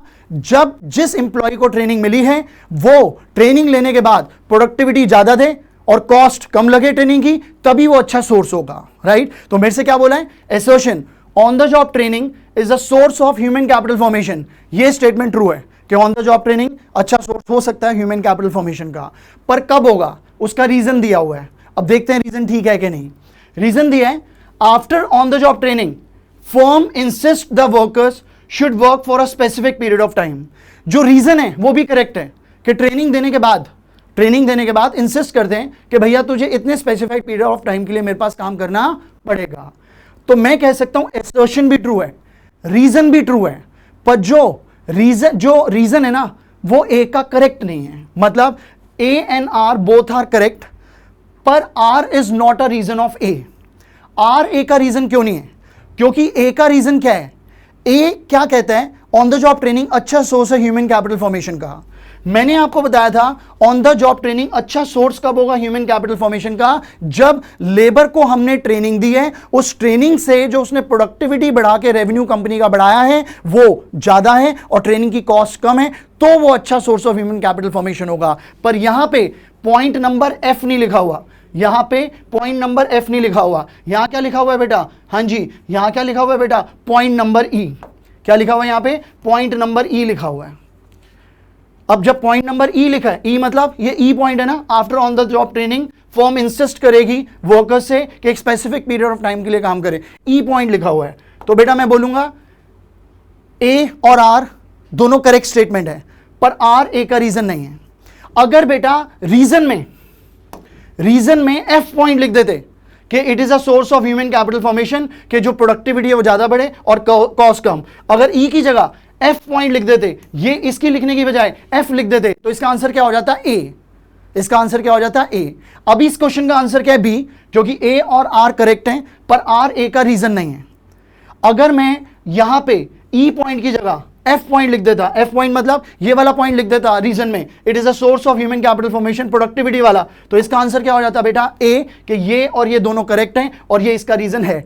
अगर ई पॉइंट की जगह एफ पॉइंट होता तो मैंने एक ही साथ दो क्वेश्चन बता दिए, राइट? पर इसका आंसर क्या है बेटा हमारा? इसका आंसर है B. It's answer is B. B is a correct. समझ गए? दोनों स्टेटमेंट ट्रू हैं, पर आर ए का रीजन नहीं है। पर अगर क्वेश्चन बदल गया और ये हमारा ई पॉइंट जो पीछे लिखा हुआ है, ई की जगह एफ पॉइंट लिख दिया, ये वाला पॉइंट लिख दिया, तो इसका आंसर क्या हो जाएगा बेटा? ए। लॉजिकल बात है भाई। ओके, नेक्स्ट बेटा, नेक्स्ट है हमारा एक्सपेंडिचर ऑफ माइग्रेशन। बेटा लोग माइग्रेट करते हैं एक जगह से दूसरी जगह ताकि उन लोगों की इनकम बढ़े। रूरल एरिया में, गांव देहात में काम नहीं होता, अनएम्प्लॉयड होते हैं, तो वो क्या करते हैं बेटा? रूरल एरिया, गांव को छोड़ के शहर में काम करने आ जाते हैं, तो दैट इज कॉल्ड माइग्रेशन। ये माइग्रेशन इंटरनली है, देश के अंदर अंदर। देश के बाहर भी माइग्रेशन होती है, जिसे हम कहते हैं ब्रेन ड्रेन। क्या कहते हैं बेटा? Brain drain.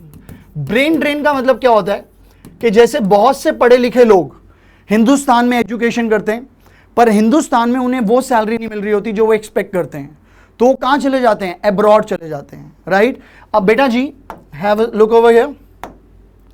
जैसे ये है इंटरनल माइग्रेशन, जो विलेजर्स हैं वो माइग्रेट कर रहे हैं सिटीज में इन search of a work. Villages के अंदर, हमारे रूरल एरिया के अंदर गरीब लोग जो हैं वो मूवमेंट करते हैं कहां पे? सिटीज के अंदर। That is internal migration. एक होता है बेटा external migration.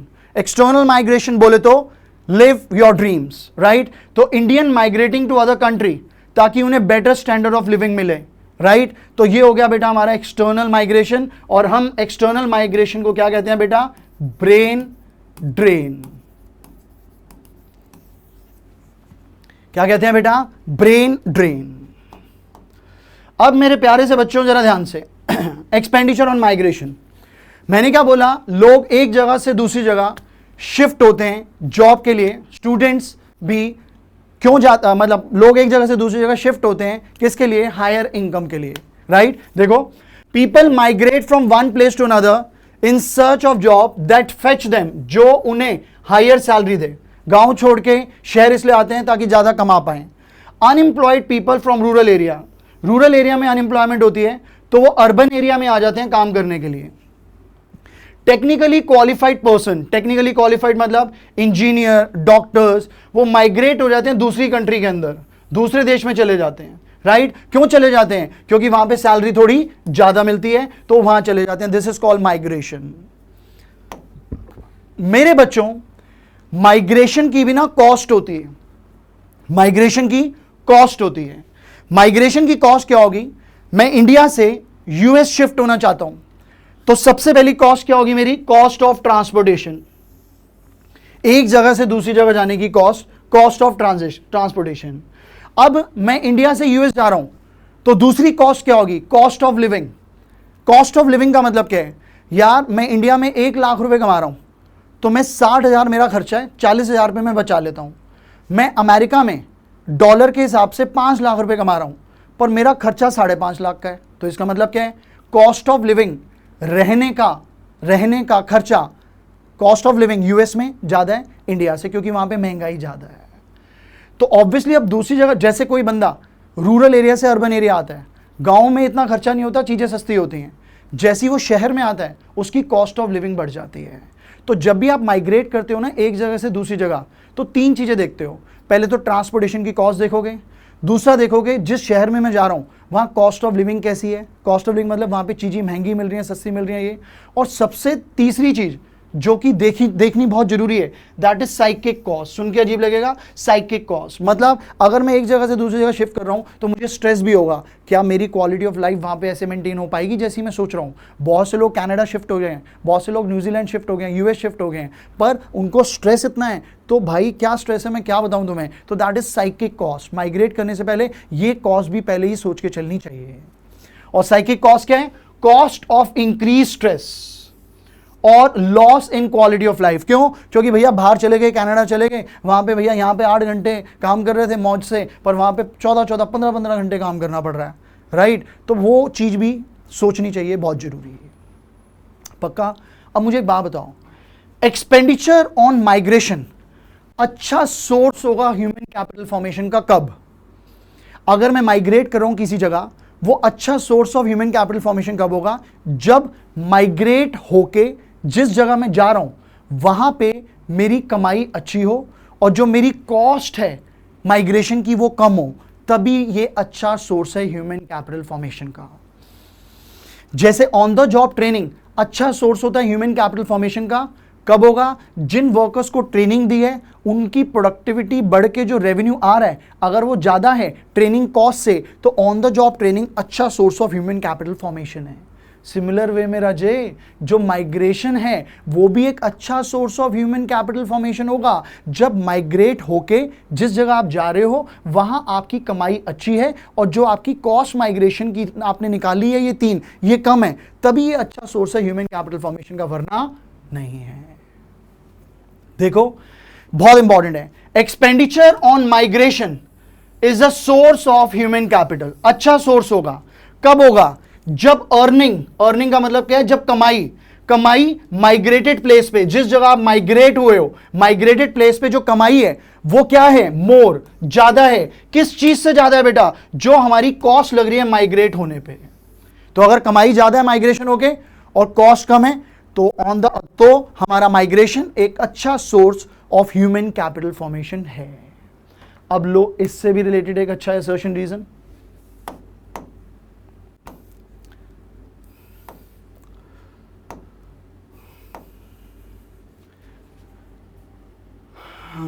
Just a moment बेटा।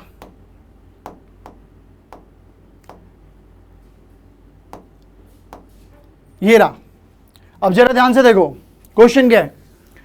Expenditure on migration is a source of human capital formation. True, जो माइग्रेशन पे खर्चा कर रहे हैं वो एक अच्छा source of human capital formation होता है, पर कब होता है अच्छा source of human capital formation? जब माइग्रेट होके जिस जगह माइग्रेट हो रहे हैं, जिस प्लेस पे, वहां पे हमें कमाई अच्छी हो रही है और हमारी कॉस्ट ऑफ माइग्रेशन कम है, तभी होगा ना। अब देखो यहां क्या लिखा है, असर्शन ए है expenditure on migration is a source of human capital formation. ये स्टेटमेंट ट्रू है। रीजन क्या गिवन है?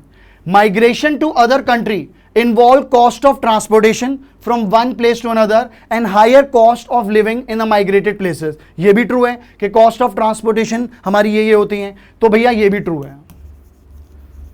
अब ये दोनों ट्रू हैं, पर आर ए का रीजन नहीं है।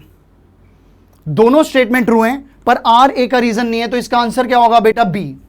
इसका आंसर क्या होगा? बी। इसका आंसर ए कब होगा? इसका आंसर ए तब होगा जब रीजन की जगह मैं क्या लिख दूं? हां जी, जब रीजन की जगह मैं क्या लिख दूं? ये ई पॉइंट कि एक्सपेंडिचर ऑन माइग्रेशन एक अच्छा source of human capital formation है जब अर्निंग माइग्रेटेड प्लेस पे ज्यादा हो रही है और जो कॉस्ट है माइग्रेशन की वो कम है। तो इसका अगर मैं ई लिख दूं, ये वाला पॉइंट लिख दूं रीजन में, यहां पे वो वाला पॉइंट लिख दूं, ई पॉइंट, तो इसका आंसर क्या हो जाएगा ए, कि ए और आर करेक्ट है, आर ए का रीजन है। अगर मैं ये आर की जगह ये पॉइंट लिख दूंगा तो समझ गए। फिलहाल इसका आंसर बी है, राइट। क्या है आंसर इसका? बी। ओके, पक्का? ओके बच्चा। नेक्स्ट है बेटा हमारा एक्सपेंडिचर ऑन इंफॉर्मेशन। यार एक बात बताऊं, इंफॉर्मेशन लेने के लिए भी ना एक्सपेंडिचर्स होते हैं यार, आपको करने पड़ेंगे। अब जैसे क्या होता है, कभी कभार पेरेंट्स कहते हैं कि यार बच्चे की 12th हो गई है, आपके ट्यूशन टीचर या आपके स्कूल टीचर के पास जाएंगे, सर बताओ मैं बच्ची को क्या कराऊं, क्योंकि ये अब 12th हो गई है, इसे आगे बढ़ाना है। अब यार एक बात समझो, जो टीचर पढ़ा रहे हैं उसको कैसे पता कि आगे करियर ऑप्शंस क्या हैं? पेरेंट्स कहते हैं आपको कि मेरे चाचा के लड़के ने ये किया है, तेरी ताई की लड़की ने ये किया है, ठीक है, तेरी बुआ की लड़की ने ये किया, बुआ के लड़के ने ये किया है। वो कंपैरिजन करते हैं और कहते हैं उसने ये किया तू भी ये कर। गलत। आपको पहले अपना साइकोग्राफिक टेस्ट कराना चाहिए कि आपकी स्पेशलिटी किस में है। ये टेस्ट होता है। You have to go to a counsellor. Counsellor 5,000 10,000 पे लेगा, अच्छा काउंसलर 21,000 भी लेता है, ज़्यादा भी लेता है। आप काउंसलर के पास जाओगे, काउंसलर के पास जो नॉलेज होगी ना भाई, उससे आपका करियर पाथ बनेगा। आपने डायरेक्टली रैंडमली किसी को भी देखा देखी कोई भी कोर्स कर लिया, after some time you realise कि यार मैंने ऐसा क्यों किया यार। तो बेटा इसीलिए आपको कभी इंफॉर्मेशन चाहिए ना, तो उसके लिए भी पैसा खर्च करना पड़ेगा। आपको इंफॉर्मेशन चाहिए आपके लिए क्या अच्छा है क्या बुरा है, दीदी भैया रिश्तेदारों से पूछने के बजाय जो एक्सपर्ट्स हैं, काउंसलर्स हैं, उनसे पूछो। उनसे पूछोगे वो पैसे लेंगे पर आपको इंफॉर्मेशन पूरी देंगे, और जो पैसे वो ले रहे हैं that is expenditure on information. जैसे बेटा रिलायंस है, रिलायंस जियो जब आया था उसने पायलट सर्वे कराया था एक एजेंसी से कि ये पता लगा भाई आने वाला टाइम सोशल मीडिया का है कि नहीं है, तभी मैं टेलीकम्युनिकेशन में करोड़ों रुपए की इन्वेस्टमेंट करूं। तो उसने नोट खर्च करे, रिपोर्ट निकली कि हाँ आने वाला टाइम सोशल मीडिया का है, तो उस बंदे ने धंधे में पैसा डाला। तो अब जब भी कोई भी इंफॉर्मेशन चाहते हो ना, उसके लिए पैसा खर्च करो। बाहर की यूनिवर्सिटी में आपको जाना है पढ़ने के लिए, तो obviously you need a counsellor जो आपको गाइड करे कि ये करना चाहता है मेरा बच्चा, और ये कॉलेजेस हैं, वहाँ कॉस्ट ऑफ लिविंग ऐसी है, वहाँ इतना खर्चा है, वो पूरी जानकारी देगा, पर उसके वो आपसे पैसे लेगा। अगर पैसे लेगा तो that is expenditure on information. तो सही परफेक्ट इंफॉर्मेशन चाहिए तो ऑफ कोर्स आपको नोट खर्च करने पड़ेंगे, राइट? पक्का? श्योर? ओके। ये है 5th पॉइंट। थ्योरी जो मैंने समझाई है वही लिखी है बेटा। ओके, एक सेकंड में थोड़ा पानी पी लूं, थक गया।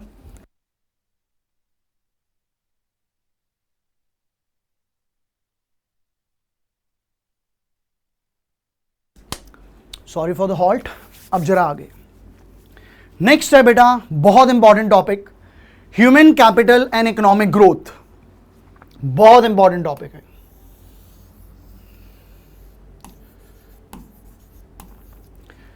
बेटा आपको पता है इकोनॉमिक ग्रोथ क्या होती है? मैक्रो इकोनॉमिक्स का टॉपिक है वैसे ये। इकोनॉमिक ग्रोथ का मतलब क्या है? Increase in real national income. Increase in real national income of a country is known as economic growth. अब मैं बड़ी लॉजिकल वे में बात कराऊंगा, आपको समझाऊंगा, ध्यान से समझना। मैक्रो इकोनॉमिक्स पे आ रहा हूं, थोड़ा सा कॉन्सेप्ट है। इकोनॉमिक ग्रोथ कब होगी? जब हमारे देश की रियल नेशनल इनकम बढ़ेगी। क्या लिखा है? रियल नेशनल इनकम बढ़ेगी।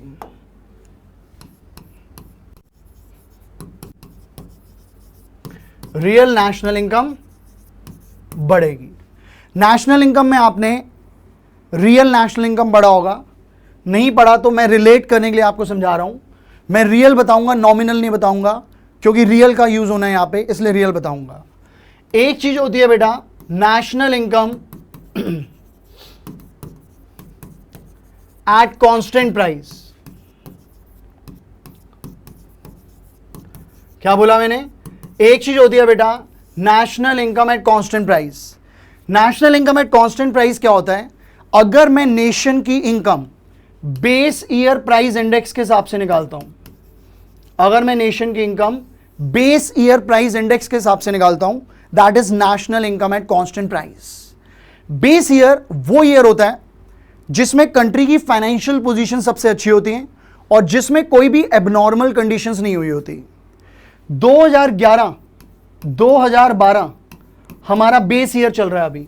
क्या चल रहा है? 11-12 हमारा बेस ईयर चल रहा है अभी। बेटा जी इतना पुराना बेस ईयर बेसिकली क्या है? 2017 2018 भी हमारा बेस ईयर डिक्लेयर होने वाला था, पर जब भी कोई भी ईयर बेस ईयर से अच्छा आता है तो 2-3 साल वेट करते हैं, क्या पता और अच्छा आ जाए। 11-12 सबसे अच्छा ईयर था, राइट।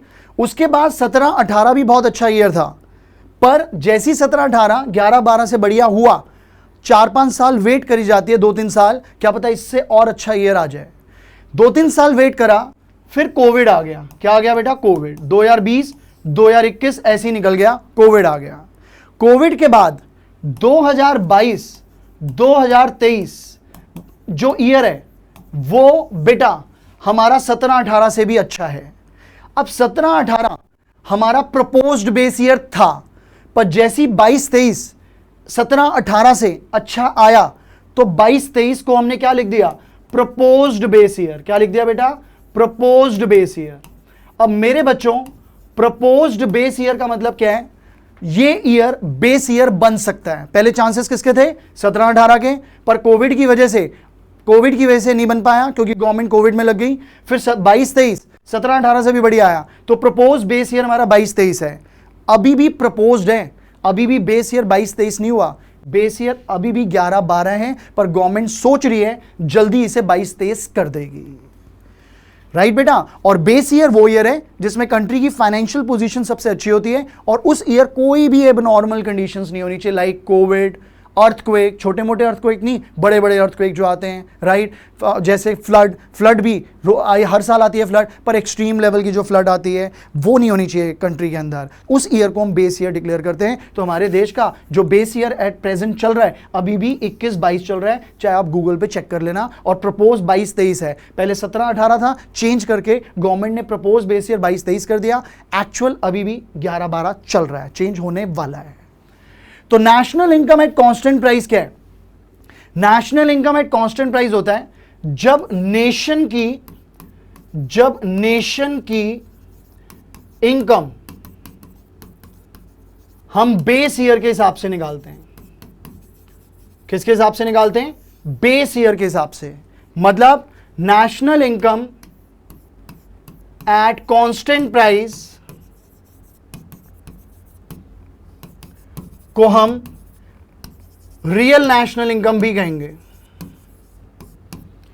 Real national income. और इसका फॉर्मूला होता है price of base year into quantity of current year. तो मैं क्या लिखूंगा इसे? PB into QC. तो रियल नेशनल इनकम या national income at constant price मेरा क्या होगा बेटा? PB into QC, PB into QC. बेटा जी मैंने बोला रियल नेशनल इनकम बढ़ रही है। बेटा रियल नेशनल इनकम कब बढ़ेगी? रियल नेशनल इनकम तब बढ़ेगी जब आउटपुट बढ़ेगा, क्योंकि जो पीबी है वो कैसा रहता है? कांस्टेंट। जो प्राइस ऑफ बेस ईयर है वो कैसा रहता है बेटा? कांस्टेंट। तो रियल नेशनल इनकम कब बढ़ेगी? जब करंट ईयर का आउटपुट बढ़ेगा। रियल नेशनल इनकम कब बढ़ेगी? जब करंट ईयर का आउटपुट बढ़ेगा, क्योंकि जो करंट ईयर का आउटपुट है उसके बढ़ने से रियल नेशनल इनकम बढ़ेगी, क्योंकि बेस ईयर के प्राइसेस कैसे रहते हैं बेटा? कांस्टेंट। कैसे रहते हैं बेटा? कांस्टेंट। तो मैंने एक शब्द लिखा है। क्या शब्द लिखा है? कि हमारे देश में इकोनॉमिक ग्रोथ कब होती है? हमारे देश में इकोनॉमिक ग्रोथ तब होगी जब रियल नेशनल इनकम बढ़ेगी। क्या लिखा बेटा? रियल नेशनल इनकम बढ़ेगी। तो मेरे प्यारे बच्चों हमारी रियल नेशनल इनकम कब बढ़ती है? जब करंट ईयर का आउटपुट बढ़ता है, राइट। क्योंकि बेस ईयर का प्राइस कैसा रहता है? कांस्टेंट। तो मैं कह सकता हूं रियल नेशनल इनकम तब बढ़ती है जब आउटपुट बढ़ता है। रियल नेशनल इनकम कब बढ़ती है? जब आउटपुट बढ़ता है करंट ईयर का। कह सकता हूं ऐसा मैं? बिल्कुल कह सकता हूं मैं ऐसा। अब मेरे बच्चों एक बात बताओ, जो ह्यूमन कैपिटल फॉर्मेशन है, ह्यूमन कैपिटल में हम एजुकेशन पे ज्यादा खर्चा कर रहे हैं। जब बेटा एजुकेशन पे खर्चा होगा तो ऑब्वियसली लोग प्रोडक्टिव होंगे, प्रोडक्टिव होंगे तो क्या बढ़ाएंगे? आउटपुट। और जब आउटपुट बढ़ेगा तो क्या बढ़ेगा? Real national income. और जब रियल नेशनल इनकम बढ़ेगी तो क्या बढ़ेगी? Economic growth. क्योंकि इकोनॉमिक ग्रोथ कब होती है? जब रियल नेशनल इनकम बढ़ती है। और रियल नेशनल इनकम कब बढ़ती है? जब करंट ईयर का आउटपुट बढ़ता है। क्योंकि बेस ईयर के प्राइस कैसे रहते हैं बेटा? कांस्टेंट। बेस ईयर के प्राइसेस कैसे रहते हैं बेटा? कांस्टेंट। तो मैंने क्या बोला देखो कि इकोनॉमिक ग्रोथ कब बढ़ती है? जब रियल नेशनल इनकम बढ़ती है। और रियल नेशनल इनकम कब बढ़ती है? जब करंट ईयर का आउटपुट बढ़ता है। क्योंकि बेस ईयर का प्राइस मेरे बच्चों कैसा रहता है? सेम। तो मुझे बताना है कि इकोनॉमिक ग्रोथ और ह्यूमन कैपिटल में क्या रिलेशन है, मुझे यह समझाना है। तो मैंने कहा रियल नेशनल इनकम तब बढ़ती है जब आउटपुट बढ़ता है। क्यों? क्योंकि बेस ईयर का प्राइस कांस्टेंट रहता है, आउटपुट के बढ़ने से रियल नेशनल इनकम बढ़ता है। अब ह्यूमन कैपिटल में हम एजुकेशन और हेल्थ पे खर्चा करते हैं। ह्यूमन कैपिटल में हम एजुकेशन हेल्थ पे खर्चा करते हैं। अगर हम एजुकेशन पे खर्चा कर रहे हैं तो लेबर प्रोडक्टिव निकलेगा। लेबर प्रोडक्टिव निकलेगा तो वो आउटपुट ज्यादा प्रोड्यूस करेगा, हाँ या ना? अगर हम हेल्थ पे खर्चा करेंगे, लोगों को हेल्दी रखेंगे, तो वर्क एब्सेंटिज्म नहीं होगा। वर्क एब्सेंटिज्म नहीं होगा। अगर वर्क एब्सेंटिज्म नहीं है, लेबर हेल्दी है, लेबर क्या है? हेल्दी है और छुट्टी नहीं मार रही काम से, तो ऑब्वियसली वो फैक्ट्री में काम करने आएगी तो आउटपुट बढ़ेगा। तो ह्यूमन कैपिटल में हमारा एजुकेशन और हेल्थ पे खर्चा होता है। तो ह्यूमन कैपिटल में एजुकेशन पे खर्चा बढ़ा तो आउटपुट बढ़ रहा है, हेल्थ पे खर्चा बढ़ा तो आउटपुट बढ़ रहा है। और जब आउटपुट बढ़ता है तो रियल नेशनल इनकम बढ़ता है। और जब रियल नेशनल इनकम बढ़ता है तो इकोनॉमिक ग्रोथ बढ़ती है। तो मैं कह सकता हूं human capital leads to economic growth. समझ गए?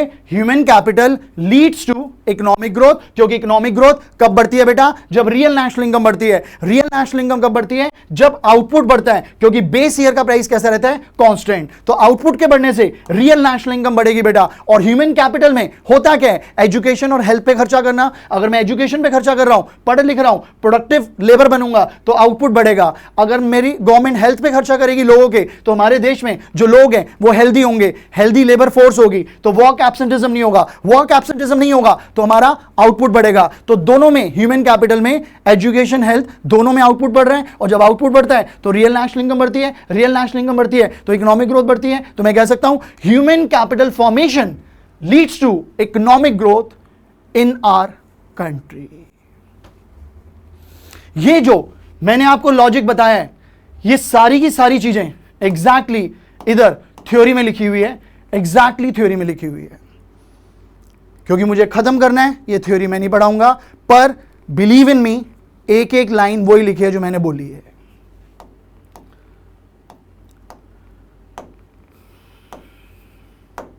ओके,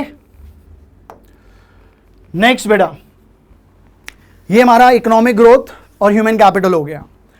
बहुत इंपॉर्टेंट टॉपिक था बेटा ये, राइट? अब जरा एक क्वेश्चन देखो, एनसीईआरटी का क्वेश्चन है, there is downward trend in inequalities of worldwide with rise in average education। कह रहे हैं एजुकेशन लेवल बढ़ेगा ना। अगर एजुकेशन लेवल बढ़ रहा है तो इनइक्वालिटीज ऑफ इनकम जो है ना वो कम होती जा रही है। इनइक्वालिटीज का मतलब क्या होता है? रिच और पुअर के बीच के गैप को खत्म करना। इनइक्वालिटीज का मतलब क्या होता है बेटा? रिच और पुअर के बीच के गैप को खत्म करना। रिच और पुअर के बीच का गैप खत्म होगा अगर जो गरीब लोग हैं वो भी एजुकेटेड होंगे। क्योंकि जो एजुकेशन है वो क्वालिटी ऑफ लाइफ भी बदल देती है। कितने लोग, कितने बच्चे जो बैकग्राउंड से अच्छे नहीं हैं पर वो पढ़ लिख के आईएएस बन जाते हैं, आईएएस बन जाते हैं, आईपीएस बन जाते हैं, बड़े बड़े ऑफिसर्स बन जाते हैं। तो ऑब्वियसली जब वो आईएएस बनेंगे, बंगलो मिलेगा, गाड़ी मिलेगी, तो उनका स्टैंडर्ड ऑफ लिविंग भी क्या होगा? चेंज हो जाएगा। तो एनसीईआरटी का क्वेश्चन है भाई, क्या क्वेश्चन है कि डाउनवर्ड ट्रेंड है किसके बीच में, वर्ल्ड वाइड डाउनवर्ड ट्रेंड आ रहा है किसके बीच में, कि जैसे जैसे एजुकेशन लेवल बढ़ रहा है वैसे वैसे इनइक्वालिटीज ऑफ इनकम खत्म हो रही है, क्योंकि एजुकेशन बढ़ेगी गरीब लोग भी अमीर बन जाएंगे क्योंकि वो पढ़े लिखे कमाएंगे, तो इनइक्वालिटीज ऑफ इनकम, रिच और पुअर के बीच का गैप जो है कम हो जाएगा। Given statement is correct, labour skill of educated person is more than the uneducated person, इसलिए एजुकेटेड पर्सन ज्यादा कमाता है। Higher income earning capacity and greater acceptability of modern technique raise the standard and quality of the living. अगर मेरी कमाई बढ़ेगी, मैं नई नई टेक्नोलॉजी यूज करूंगा, एक्सेप्टेबिलिटी बढ़ेगी तो मेरी क्वालिटी ऑफ लाइफ बढ़ेगी। अब क्वालिटी ऑफ लाइफ बढ़ेगी तो मैं रिच बन गया, अगर मैं गरीब आदमी रिच बन गया तो रिच और पुअर के बीच का गैप क्या हो गया, कम। तो इनइक्वालिटीज ऑफ इनकम कम हो जाती हैं अगर एजुकेशन लेवल बढ़ता है। तो बहुत सिंपल सा क्वेश्चन और इसका सिंपल सा आंसर पर इंपॉर्टेंट है। Next, explain factors contribute to human capital formation. कौन कौन से फैक्टर ह्यूमन कैपिटल फॉर्मेशन को कंट्रीब्यूट करते हैं। Important input for the development of a nation. Explain the role of education in economic development. Explain how investment in education stimulates economic growth. Stimulate मतलब encourage economic growth. ये NCERT का question है, right. ये इसके 4 तरीके से आ सकता है और इसका जो आंसर है ना बेटा, वो मैंने आपको समझाया हुआ है। इसका आंसर क्या होगा, ध्यान से, सोर्सेज हमने पढ़े थे ना बेटा, हमने सोर्सेज पढ़े थे, हमने पढ़ा था एक्सपेंडिचर ऑन एजुकेशन। मैंने आपको कहा था कि अगर इकोनॉमिक ग्रोथ पे आएगा तो आपको बेटा ये आंसर लिखने हैं, ये 4 पॉइंट्स, राइट। तो जो हमारी स्लाइड 21 है वो इसका आंसर है, राइट बेटा। इसका आंसर क्या है, स्लाइड 21।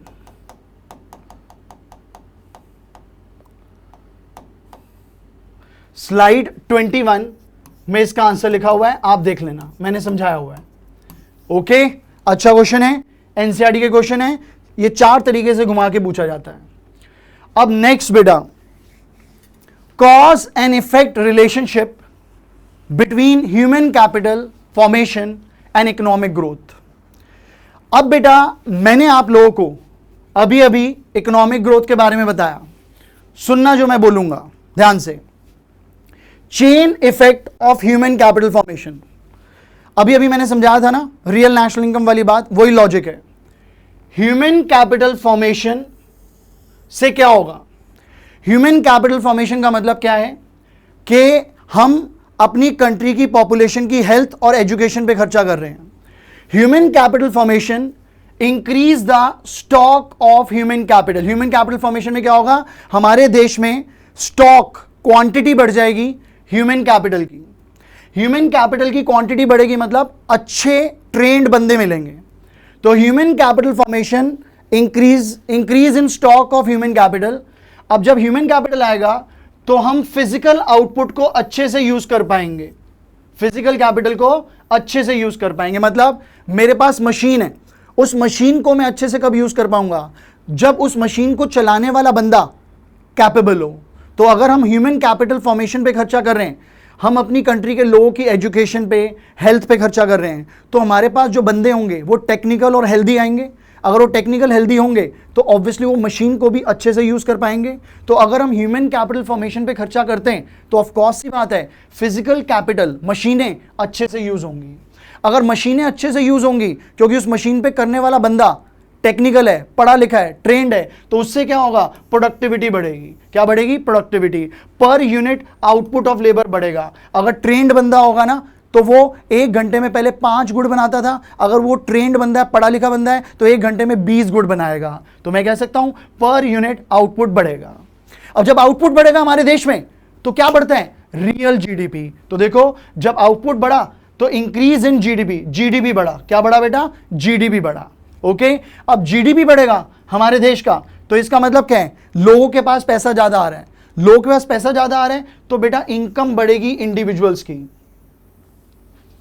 बोलो बेटा क्या बढ़ेगी, इनकम। अब जब इनकम बढ़ेगी तो लोग क्या करेंगे, अपनी हेल्थ पे खर्चा करेंगे, अपनी एजुकेशन पे खर्चा करेंगे। अगर हेल्थ पे खर्चा करेंगे, एजुकेशन पे खर्चा करेंगे तो स्टॉक ऑफ ह्यूमन कैपिटल बढ़ेगा। तो ये चेन इफेक्ट है, ये करोगे तो ये होगा। सरकार ने क्या किया? सरकार ने ह्यूमन कैपिटल फॉर्मेशन किया। सरकार ने अपने देश की जो पॉपुलेशन है उसकी एजुकेशन और हेल्थ पे खर्चा किया। अब सरकार ने खर्चा किया तो इससे क्या हुआ कि जो फिजिकल कैपिटल है, मशीनें, हमें ट्रेंड लेबर मिले, मशीनों का अच्छे से यूज होगा। अब मशीनों का यूज होगा, प्रोडक्टिविटी बढ़ेगी, पर यूनिट लेबर प्रोडक्टिविटी बढ़ने से हमारे देश का जीडीपी बढ़ेगा, एम्प्लॉयमेंट बढ़ेगी, एम्प्लॉयमेंट बढ़ेगी, लोगों के पास पैसा आएगा, पैसा आएगा, जब उनके पास पैसा आएगा वो भी अपनी एजुकेशन और हेल्थ पे पैसा खर्च करेंगे। तो ये एक चेन इफेक्ट है कि आपने ये किया तो इसका इंपैक्ट घूम के ह्यूमन कैपिटल फॉर्मेशन पे दोबारा आ रहा है। समझ गए बेटा? Higher expenditure on education and health, increase stock of human capital. तो ये एक सर्कल है कि भैया गवर्नमेंट बस शुरुआत कर देती है ह्यूमन कैपिटल फॉर्मेशन बढ़ाने की और इकोनॉमी में चेन इफेक्ट चलता रहता है। इसीलिए गवर्नमेंट को इनिशिएट करना बहुत जरूरी है। गवर्नमेंट को अपने देश के लोगों की हेल्थ और एजुकेशन पे खर्चा करना बहुत जरूरी है। राइट? तसल्ली से स्टॉप करके इसे देखोगे ना, बहुत कंजेस्टेड सा लग रहा है, राइट? देखोगे तो तुम्हें समझ आ जाएगा और मेरी बातें एक एक ध्यान से सुनना, एग्जैक्टली वही लिखी है बेटा। तो this is called chain effect of human capital formation. यही सारी थ्योरी है बेटा इसमें। ओके, अब जरा ध्यान से, hard to assess the impact of human capital formation on economic growth. वहां बता दिया कि चेन इफेक्ट है, पर यहां बोला फिर भी हार्ड है भाई। हार्ड है, क्यों हार्ड है? क्या रीजन है हार्ड होने का? मतलब हम क्यों नहीं बता पाते? अगर मैं डीप रिलेशन देखूं ना, deep relation between human capital and economic growth, तो बड़ा मुश्किल है ये अंडरस्टैंड करना कि इनमें क्या रिलेशन है। कैसे? जरा ध्यान से। It is difficult to measure growth in human capital. Human capital में ग्रोथ को मेजर करना बड़ा मुश्किल है। एग्जाम्पल सुनो।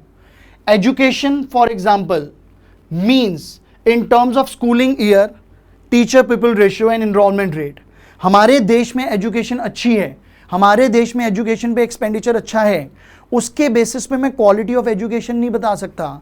हमारे देश में एजुकेशन कैसे मेजर होती है पता है आपको? हमारे देश में मेजर होती है एजुकेशन कि बच्चे कितने साल स्कूल जा रहे हैं। टीचर पीपल रेशियो क्या है कि एक क्लास के अंदर कितने बच्चे हैं, और टीचर मतलब टीचर और पीपल रेशियो मतलब टीचर का और बच्चे का रेशियो क्या है। टीचर और पीपल का मतलब क्या हुआ बेटा? यहाँ पे स्टूडेंट्स, उनका रेशियो क्या है। अगर मैं कहता हूँ 1:1 रेशियो है, एक टीचर एक बच्चे को पढ़ा रही है, तो क्वालिटी एजुकेशन अच्छी होगी? ये तो बकवास बात है यार। ये भी तो हो सकता है मैं इतने सारे बच्चों को पढ़ा रहा हूँ तो टीचर पीपल रेशियो बहुत ज़्यादा है। अगर तुम्हें समझ आ रहा है तो ऑब्वियसली क्वालिटी ऑफ एजुकेशन तो इसमें है ना यार। तो भैया हमारे देश में एजुकेशन मेजर पता है कैसे होती है कि कितने साल तक बच्चे जा रहे हैं, 10वीं तक पढ़ाई कर रहे हैं, 11वीं तक कर रहे हैं, 12वीं तक कर रहे हैं। तो गवर्नमेंट का मोटो क्या रहता है? अगर बच्चा 12वीं तक जाके पढ़ाई कर रहा है तो हमारी कंट्री में एजुकेशन में काम हो रहा है, जो कि गलत है। बच्चों को स्कूल भेजना ही सब कुछ नहीं है, क्वालिटी एजुकेशन देना भी बहुत जरूरी है। तो ग्रोथ बच्चों को स्कूल भेजने में टीचर पीपल रेशियो में नहीं होती कि जो टीचर उन्हें पढ़ा रहे हैं, जो ह्यूमन कैपिटल उन्हें पढ़ा रहा है वो कैसा है। तो इट इज वेरी डिफिकल्ट ये डिटर्मिन करना कि एग्जैक्ट इंपैक्ट कैसे पड़ेगा। तो it is difficult to measure growth in human capital. Education for example is measure in terms of schooling year, teacher people ratio, class में कितने बच्चे कितने टीचर हैं उसके बेसिस पे। एनरोलमेंट रेट कितना है, कितने बच्चे एनरोल हो रहे हैं पढ़ाई के लिए। गवर्नमेंट मिड डे मील निकाल रही है ताकि बच्चा आके पढ़े, वो खाना खाने के लिए आया, उसको आप ढंग से पढ़ा ही नहीं रहे हो, तो क्वालिटी ऑफ एजुकेशन कैसे डिटर्मिन होगी? स्कूल बुला लिया बच्चों को, वहां पे वो पढ़ नहीं रहे, सिर्फ खाना खाने के पर्पज से आए। तुमने कोशिश करी मिड डे मील में, पर आप ये भी तो देखो कि क्वालिटी एजुकेशन उनको मिल रही है कि नहीं मिल रही है। समझ रहे हो? तो मैं कह रहा हूं ये जितने भी मेजर हैं हमारे देश में, एजुकेशन मेजर होती है कैसे कि कितने साल तक बच्चे स्कूल जा रहे हैं, क्लास में कितना स्टूडेंट टीचर रेशियो है, एनरोलमेंट रेट कितना है, उसके बेसिस पे हम कहते हैं हमारे देश की एजुकेशन ऐसी है। But it is difficult to assess the quality of education, और इन चीजों से हम क्वालिटी ऑफ एजुकेशन डिटरमिन नहीं कर सकते। इसलिए एग्जैक्ट इकोनॉमिक ग्रोथ कैसे हो रही है एजुकेशन से, यह बताना बहुत मुश्किल है। नेक्स्ट, लाइकवाइज हेल्थ सर्विसेज की बात करते हैं। हमारे देश में जो हेल्थ सर्विसेज है ना बेटा, वो मॉनेटरी टर्म्स में देखी जाती है। किस में देखी जाती है? मॉनेटरी टर्म में। हेल्थ के ऊपर एक्सपेंडिचर हो रहा है तो हमारी कंट्री के अंदर हेल्थ पे एक्सपेंडिचर हो रहा है तो मतलब हेल्थ एक्सपेंडिचर है तो हमारा ह्यूमन कैपिटल फॉर्मेशन हो रहा है। गलत बात, हेल्थ पे एक्सपेंडिचर हो रहा है, क्वालिटी क्या है भाई? लोग हेल्थ पे एक्सपेंडिचर कर रहे हैं मतलब दवाइयों पे खर्चा कर रहे हैं, हॉस्पिटल जा रहे हैं, पर क्वालिटी ऑफ लाइफ ही नहीं है उनकी, वो हेल्दी नहीं है भाई। कहने का मतलब क्या है कि it is possible to measure health services in monetary term. Health services को मॉनेटरी टर्म में मेजर करते हैं कि हमारे देश में हॉस्पिटल पे इतने लोगों ने खर्चा किया, इस हॉस्पिटल का इतना रेवेन्यू है, तो मतलब हेल्थ एक्सपेंडिचर हो रहा है, लोग कर रहे हैं, अपने आप को मेंटेन कर रहे हैं। भाई मेंटेन कर रहे हैं, उनको डिजीज कौन सी है ये देखो, खर्चा तो किया, वो अपनी क्वालिटी ऑफ लाइफ कैसे जी रहे हैं ये देखो, ये तो पता चले। तुमने कह दिया हेल्थ एक्सपेंडिचर हो रहा है, लोग भैया जैसे मशीन को रिपेयर एंड मेंटेनेंस करते हैं, अपनी हेल्थ की रिपेयर मेंटेनेंस के लिए हॉस्पिटल आ रहे हैं, अपना इलाज करा रहे हैं, हेल्थ एक्सपेंडिचर अच्छा है, लोग हेल्दी हैं, दवाइयां खा के हेल्दी रह रहे हैं। नहीं, क्वालिटी ऑफ लाइफ कैसी है? किसी बंदे को ऐसी बीमारी है कि भैया जो दवाइयों पे जी रहा है उसकी क्वालिटी ऑफ लाइफ ही नहीं है, तो मैं कैसे इससे ह्यूमन कैपिटल फॉर्मेशन अच्छा है बोल सकता हूं? नहीं बोल सकता। तो ये दो एग्जाम्पल हैं, एक तो एजुकेशन का और एक हेल्थ का। आप इसे डिटेल में थ्योरी में पढ़ोगे, एग्जैक्टली वही बातें जो मैंने बताई हैं। प्लीज देख लेना, चैप्टर बहुत बड़ा है, मैं पढ़वा नहीं रहा, थोड़ा आगे बढ़ रहा हूं। अगर आपको क्वेश्चन आएगा cause and effect relation between human capital and economic growth can be easily proved, comment. नहीं कर सकते, बहुत डिफिकल्ट है। और इसका आंसर क्या होगा? इसका आंसर होगा ये, hard to assess the impact of human capital economic growth. Slide number 46, slide 46। बहुत अच्छा क्वेश्चन है बेटा ये। अब बेटा ये क्वेश्चन देखो, Deen Dayal Upadhyay Grameen Kaushalya Yojana as a part of skill India campaign. ये स्किल इंडिया कैंपेन चला था बेटा, ये एक इंस्ट्रूमेंटल रोल प्ले किया था सोशल और इकोनॉमिक प्रोग्रेस के लिए गवर्नमेंट ने। Make in India, digital India, smart city, startup India, stand up India campaign, ये सारी चीजें करी थी। अब ये क्या है, मतलब इसके अंदर मुझे बताना है कि investment in this programme will be, इसका आउटकम क्या होगा? अगर सरकार ये करेगी तो वो अपने देश में ह्यूमन कैपिटल फॉर्मेशन ला रही है, लोगों के बीच में टैलेंट और एक्सपर्टीज डेवलप कर रही है। अगर वो ये प्रोग्राम शुरू करेगी, skill India, right, supporting role in social and economic programmes, ये गवर्नमेंट ने करे, तो गवर्नमेंट अगर ये प्रोग्राम्स निकाल रही है तो वो ह्यूमन कैपिटल फॉर्मेशन अपने देश का इंप्रूव कर रही है। क्योंकि गवर्नमेंट अगर ये प्रोग्राम्स निकालेगी तो लोगों को ट्रेंड करेगी, एक्सपर्टीज देगी, टैलेंट देगी, जिससे ह्यूमन कैपिटल फॉर्मेशन होगा। इस टाइप के क्वेश्चन आपको पेपर में आ सकते हैं बेटा। Okay, importance of human capital. Human capital की इंपॉर्टेंस मैंने वैसे 7 दी हुई है, पर आप 4 नंबर से ज्यादा का ये क्वेश्चन नहीं आता तो आप कोई भी 4 पॉइंट कर लेना। मैं समझा आपको सारे देता हूं, पर मैं इसकी थ्योरी नहीं कराऊंगा बेटा, आपको पढ़वाऊंगा नहीं। मतलब effective use of physical capital. अगर एक अच्छा लेबर है, अच्छा ह्यूमन कैपिटल है, तो एक अच्छा ह्यूमन कैपिटल जो होता है ना, वो फिजिकल कैपिटल को अच्छे से यूज कर पाता है। तो पहली इंपॉर्टेंस ह्यूमन कैपिटल की ये है कि जो मशीन है वो फिजिकल कैपिटल है। अगर ह्यूमन कैपिटल अच्छा है, पढ़ा लिखा है, ट्रेंड है, एक्सपर्टीज है उसमें, तो वो मशीन को अच्छे से यूज कर पाएगा। तो ह्यूमन कैपिटल फॉर्मेशन का सबसे पहली इंपॉर्टेंस होती है बेटा कि वो फिजिकल कैपिटल को अच्छे से यूज कर पाते हैं। Next, higher productivity and production. Productivity किसकी बढ़ती है? लेबर की। क्योंकि ह्यूमन कैपिटल में क्या होगा कि आप ट्रेंड कर रहे हो लेबर को, उसको एक्सपर्ट बना रहे हो, तो लेबर की प्रोडक्टिविटी बढ़ेगी। जब लेबर की प्रोडक्टिविटी बढ़ी तो प्रोडक्शन किसकी बढ़ेगी? गुड्स की। तो जो ह्यूमन कैपिटल फॉर्मेशन है, अगर पढ़ा लिखा आदमी है, हेल्दी आदमी है, वो क्या करेगा? प्रोडक्टिविटी और प्रोडक्शन दोनों में रहेगा। प्रोडक्टिविटी लेबर की बढ़ेगी, प्रोडक्शन गुड्स की। क्यों? क्योंकि वो स्किलफुल बंदा है। Second point. Third point, invention, innovation and technological improvement. पढ़ा लिखा आदमी जो होता है ना, वो मार्केट में जो भी चेंजेस होते हैं उसको समझ पाता है, उसको अडेप्ट कर पाता है। तो नए नए इन्वेंशंस, नए नए इनोवेशंस, राइट, इनोवेशन मतलब मैं इनोवेट कर रहा हूं और वो इनोवेशन होके क्या हो गया? इन्वेंशन। तो बेटा कहने का मतलब क्या है? नई नई टेक्नोलॉजी, आविष्कार होते हैं, कौन करेगा? कौन करेगा? अच्छा ह्यूमन कैपिटल। किसी ने सोचा था घर बैठे बैठे जोमेटो से, स्विगी से खाना आ जाएगा? दिमाग लगाया ना स्विगी वाले ने, जोमेटो वाले ने, तो उसने टेक्नोलॉजी, पढ़ा लिखा था, टेक्नोलॉजी को अडेप्ट किया, इनोवेशन करी, इन्वेंशन करी, लॉन्च कर दिया। फेसबुक हो गया, इंस्टाग्राम हो गया, स्नैपचैट हो गया, ये क्या है? ये इनोवेशन ही तो है। इन्होंने उस टाइम पे सोचा होगा कि लोग बहुत बिजी होने वाले हैं, लाइफ बड़ी फास्ट होने वाली है, चल भाई ऐसी चीज निकालते हैं, घर बैठे बैठे लोग खाने का ऑर्डर करें, घर में खाना पहुंच जाए। तो पढ़ा लिखा आदमी इन्वेंशन, इनोवेशन करता है। मॉडर्नाइजेशन ऑफ एटीट्यूड, यार पढ़े लिखे आदमी ना, उनके अंदर उनकी जो एटीट्यूड है उसमें मॉडर्नाइजेशन आती है। अगर आप ह्यूमन कैपिटल फॉर्मेशन में खर्चा कर रहे हो ना, तो लोगों का माइंड सेट भी चेंज होगा। दुबई के लोग बिल्कुल भी गंदगी नहीं फैलाते, पढ़े लिखे हैं और उन्हें पता है कि हमारा देश है, हमें इन्हें क्लीन रखना है। और हमारे देश में देखो भाई, अगर इंडिया के अंदर हम चिप्स का पैकेट खा रहे हैं, ऐसे फेंक देंगे सड़क पे, और वही बाहर जाएंगे तो वहाँ नहीं फेंकेंगे भाई, पक्के इंडियन है हम। तो वही अगर पढ़ा लिखा आदमी होगा, समझदार आदमी होगा, अच्छा ह्यूमन कैपिटल होगा, तो उसका एटीट्यूड भी क्या होगा? मॉडर्नाइज होगा, सोसाइटी भी मॉडर्नाइज होगी, ठीक है, मेंटल आउटलुक चेंज होगा अगर अच्छा ह्यूमन कैपिटल फॉर्मेशन होगा। तो लाइफ एक्सपेक्टेंसी बढ़ेगी। ह्यूमन कैपिटल फॉर्मेशन में लाइफ एक्सपेक्टेंसी क्यों बढ़ती है? अगर बंदा अपनी एजुकेशन पे खर्चा कर रहा है, बंदा अपनी हेल्थ पे खर्चा रख रहा है, अपना ध्यान रख रहा है, तो ऑब्वियसली लाइफ एक्सपेक्टेंसी हमारे देश की बढ़ेगी। क्वालिटी ऑफ लाइफ भी बढ़ेगी बेटा। क्वालिटी ऑफ लाइफ कैसे बढ़ेगी? एक बंदा है, स्लम में रह रहा है, पर उसका एक ख्वाब है कि वो आईएएस ऑफिसर बनेगा। दिन में वो दिन की रोशनी में पढ़ रहा है, शाम को वो स्ट्रीट लाइट के नीचे पढ़ रहा है, बहुत गरीब है पर पढ़ने का एक जज्बा है, और बहुत एग्जाम्पल्स आपने सुने भी हुए हैं, 12th फेल मूवी भी देखी हुई है आपने।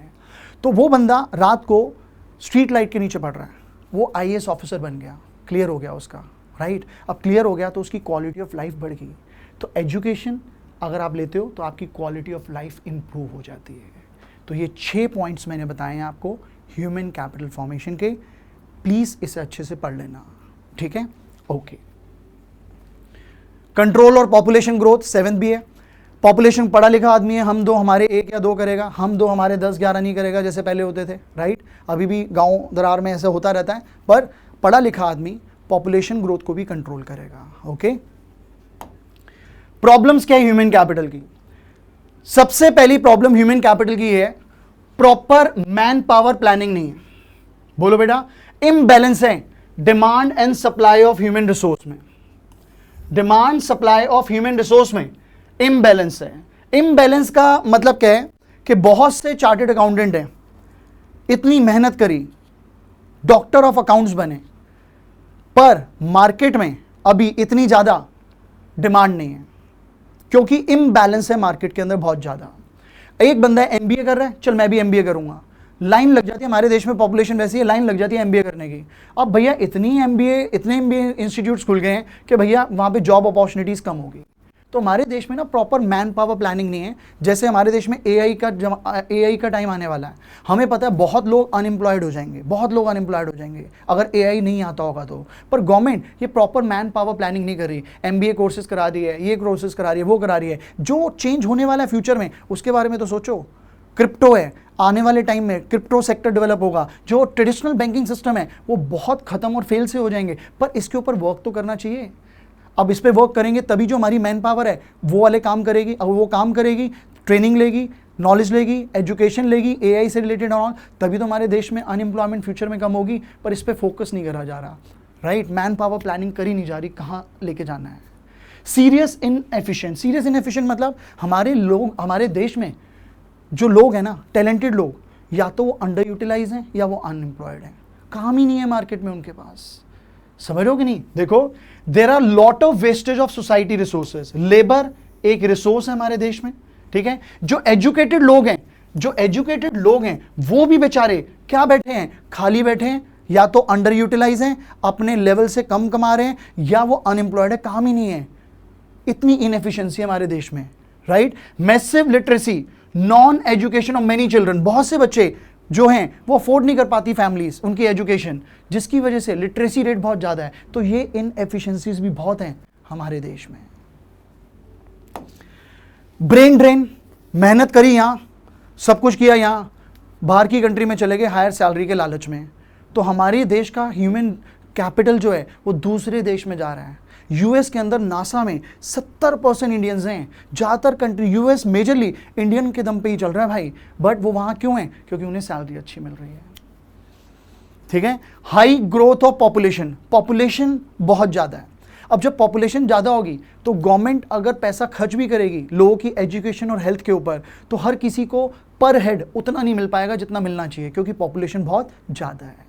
हम कहते हैं कनाडा में एजुकेशन फ्री है, हेल्थ फैसिलिटी फ्री है, इंडिया में क्यों नहीं है? भाई तुम ये भी तो सोचो, हर साल कनाडा, हर साल इंडिया में कनाडा जुड़ता है।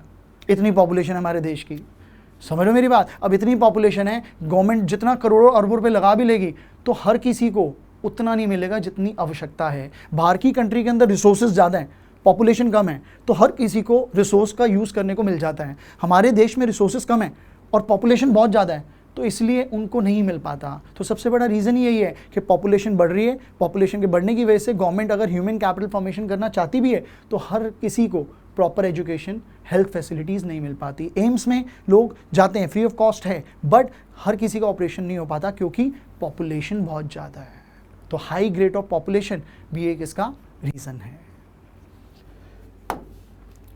Human capital and human development, ये बड़ा मज़ेदार टॉपिक है बेटा। पढ़वाऊंगा नहीं, सिर्फ समझा रहा हूं। ह्यूमन कैपिटल का मतलब क्या होता है? हमें अपने देश की एजुकेशन और हेल्थ पे खर्चा करना है ताकि प्रोडक्टिविटी बढ़े। क्या बढ़े? प्रोडक्टिविटी बढ़े। पर ह्यूमन डेवलपमेंट का मतलब क्या है? ह्यूमन डेवलपमेंट ये कहता है हमें लोगों की एजुकेशन पे खर्चा करना है, हेल्थ पे खर्चा करना है, पर वो प्रोडक्टिविटी बढ़ाएं या ना बढ़ाएं उनकी मर्जी। क्योंकि जो सिटीजन्स हैं वो उनकी मर्जी है। अगर उन्होंने प्रोडक्टिविटी नहीं भी बढ़ानी, हमने पढ़ा दिया, हमने लिखा दिया, हमने हेल्थ सर्विसेज दे दी, उसके बाद वो प्रोडक्टिविटी बढ़ा रहे हैं या नहीं बढ़ा रहे हैं, उनकी मर्जी। तो ये एक सोशल एंगल हो गया। क्या हो गया? Social angle. पर जो ह्यूमन कैपिटल है वो ये कहता है कि हम अपने देश की एजुकेशन, हेल्थ पे खर्चा करेंगे और शर्त ये है कि प्रोडक्टिविटी बढ़नी चाहिए। समझ रहे हो? देखो, human capital and human development similar sound होते हैं पर ये अलग है। ह्यूमन कैपिटल क्या कह रहा है कि हमें एजुकेशन और हेल्थ पे खर्चा करना है पर प्रोडक्टिविटी बढ़नी चाहिए, ये कंडीशन मस्ट है कि there should be increase in productivity. On the other hand human development क्या कह रहा है कि हम एजुकेशन और हेल्थ पे खर्चा करेंगे पर लोगों के वेल बीइंग के लिए करेंगे, और वो प्रोडक्टिविटी बढ़ाएं या ना बढ़ाएं उनकी मर्जी, उनको कोई फोर्स नहीं है। मैं पढ़ता हूं, according to human development education and health are integral to the human well being because only when people have the ability to read and write. हम लोगों को पढ़ा रहे हैं, लिखा रहे हैं, लोगों के पास एबिलिटी है पढ़ने की, लिखने की, राइट, तो उससे क्या होगा? वो चॉइस कर पाएंगे लाइफ में। Human capital treat human being as a means to increase productivity. Human capital कहता है मैं ह्यूमन बीइंग को इस तरीके से यूज करूंगा कि प्रोडक्टिविटी बढ़े।